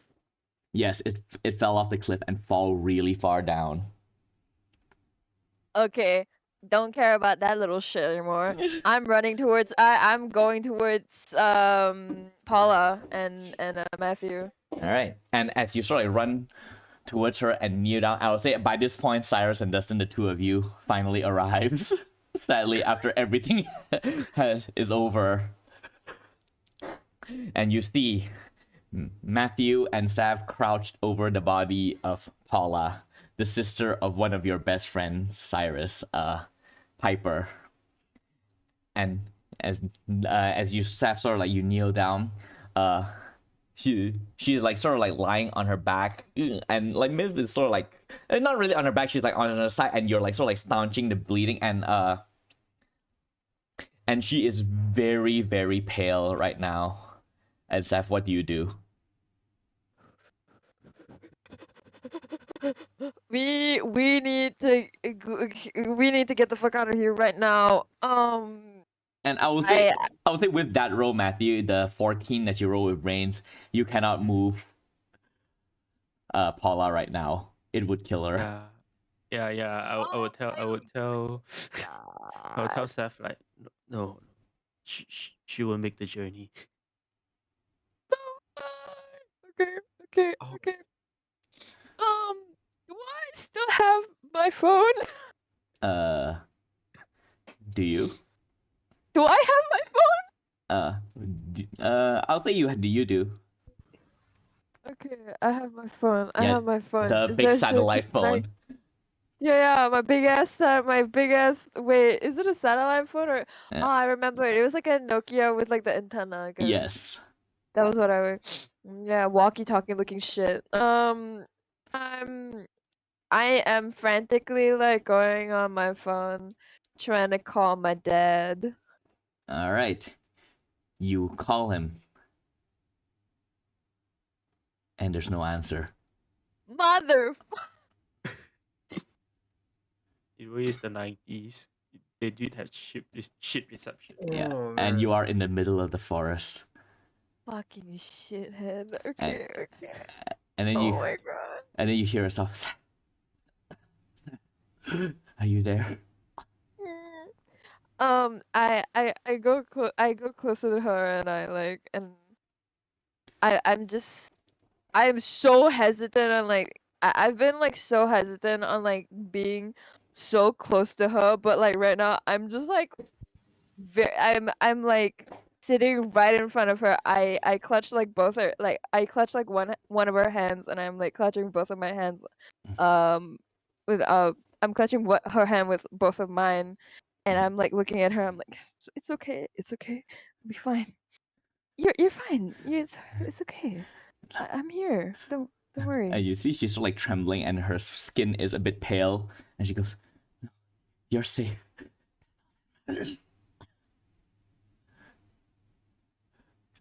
And then she's Don't- gonna. Don't leave. Please stay. And she sort of holds up one hand, and she's gonna put it on your cheek, and then she's gonna look with what strength she has. She's gonna look up at you, and she's gonna go, that day at the party when you asked me who I had a crush on, I lied. And she smiled.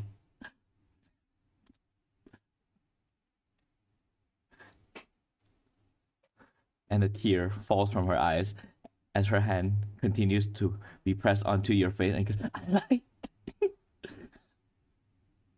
And how does Saf respond?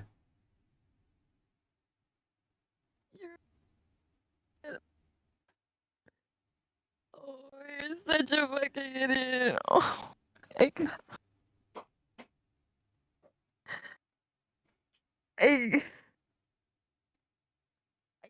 I can't lose you now. Please, please, just hold on. Just a little longer.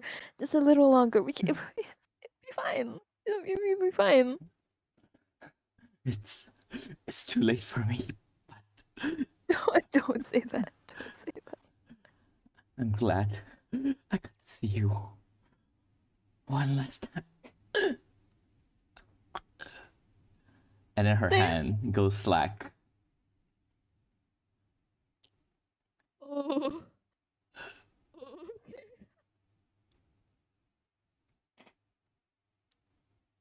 I think at this point, Saf is just like holding, like just putting their forehead against hers, and they're like kind of begging her not to go. It's just like, please stay, please, please, And you, please. and you do that, holding her close, but there is no movement. And it is at this moment that we pull out Cyrus and Dustin from where you're standing. What are the two of you feeling at this moment as we pull out?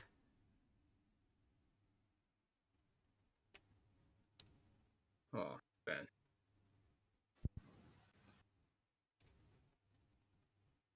I think I look for my brother first. Yo, what? My brother. All right, yeah. Matthew is right next to Paula right now, and Seth. And what is Matthew feeling at this moment? I want to just make sure that since Seth is holding one hand, can I check for a pulse on the other hand? You can, and it's easy enough. There is none. Your bandage was able to buy time, but not save her completely.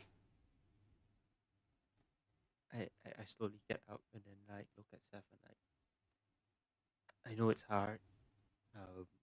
A lot of us lost a lot of people the last few days, but it is truly not Shut the safe fuck here. up! I'm gonna like stand up. Okay. Then I'll just like stand up, look around. I'll walk to my brother. I'm like, Where's the "We monster? need to. Saf kind of handled it. It fell over there. I'm gonna like point to that little cliff edge there. Mm. So it's Someone over? needs to. I don't know. I'm gonna like slowly walk over to the cliff there. Do I like see anything, or is it too dark? It is too dark. But you don't see any Gonna, movement down there. I don't know. Someone needs to stay here. I don't think I can move, Saf. Mm. And They need time to grieve. all right. And as you say that, Gonna- wait, well, you Yeah. finish your thing first. Yeah. I think that is all. All right, and so let's go to Cyrus. What is Cyrus thinking at this moment? I mean, he's sad because Paula is his best friend's sibling, and between the short interaction that they had together, you feel like Paula is a nice person. Mm. It's just kind of sad that, yeah. All right, and as you sort of like have that thought in your head, you see flashes of light behind you. You turn around and you see in the distance figures approaching you, holding flashlights, scanning the area. The adults are here, but too late. And as we come to a close, the closing side of this story, we cut briefly to back to the Rodriguez household, and you see sitting there alone is Olivia Jimenez, a half-emptied glass of wine sitting on the desk on the table in front of her, and she's sitting over there staring at a small card, a white card on the table in front of her.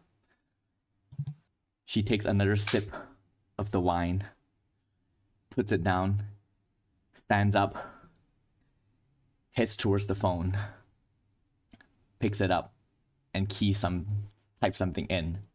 The camera pulls in towards the card, and you see a phone number on it. Then we cut back to the site at Mirror Falls, inside the cave behind the falls. Dead bodies strewn about, blood everywhere. And standing in the middle of it all is Lisa, looking down at all the corpses.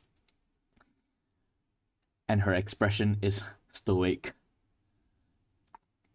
And then she just lets out a loud scream of anger, one that causes the veins to bulge along the side of her head, before she reins in herself and takes a deep breath and tries to calm herself down, standing amidst all of the blood.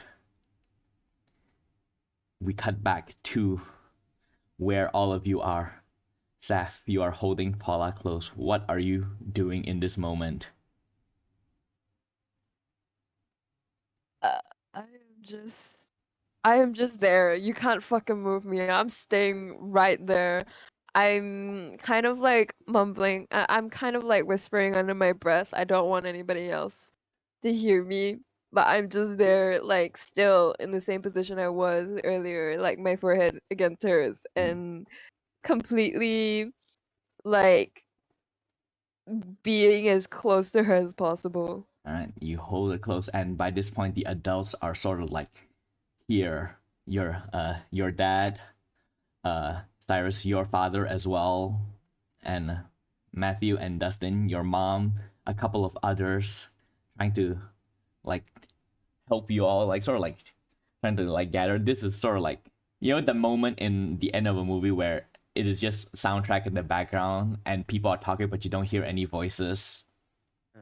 And that is a moment. And let us to give me a snippet of what is Matthew feeling at this final moment. What expression we see on his face. A sight of relief in a way, whereby, you know, once again everything is like back to the good old days, or back to normal ish, quotation ish. I think there'll be like scenes of me trying to explain what the hell happened, all in a blur, like pointing everywhere, telling the adults, like, you know, that is where what happened, and then, like, you know, the murder. Oh, I wasn't there. Me trying to go in, me being stopped by the film crew, quote unquote film crew, All right. and all that. Okay. And Dustin, what is the final snapshot of him in this final moment?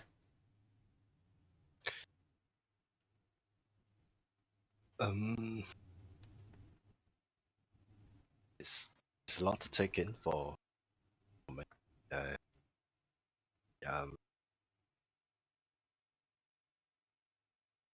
Guess after checking the cliff thing, seeing no movement, yeah, I feel a little bit more relief. But I'm unable to shake the image of the monster is still alive, but I have to put it aside and rejoice at the adults are here, brothers are still.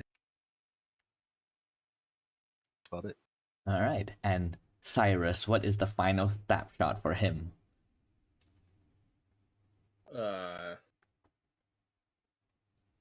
I mean, first he's glad that the monster is dead, and after that he's just thinking about what his great grandfather said about the curses and how, you know, how he's going to use it if he ever going to. Because at this point he doesn't even know how to use it. He's just thinking about it. As you think about it, you do feel again that same pressure building up inside your chest, the same one you felt inside the cave behind the fall. This pulsating force inside you. Do you force it back or do you let it out? I'm forcing it back. Now is not the time. Right. You sort of like, you force it back, you contain it within you, knowing that it is still there, but subdued. As your father stands in front of you, checking on you, trying to ask you what is going on. And with that, we're going to cut to a scene further down the other side of Mirror Falls, on the other end at the base.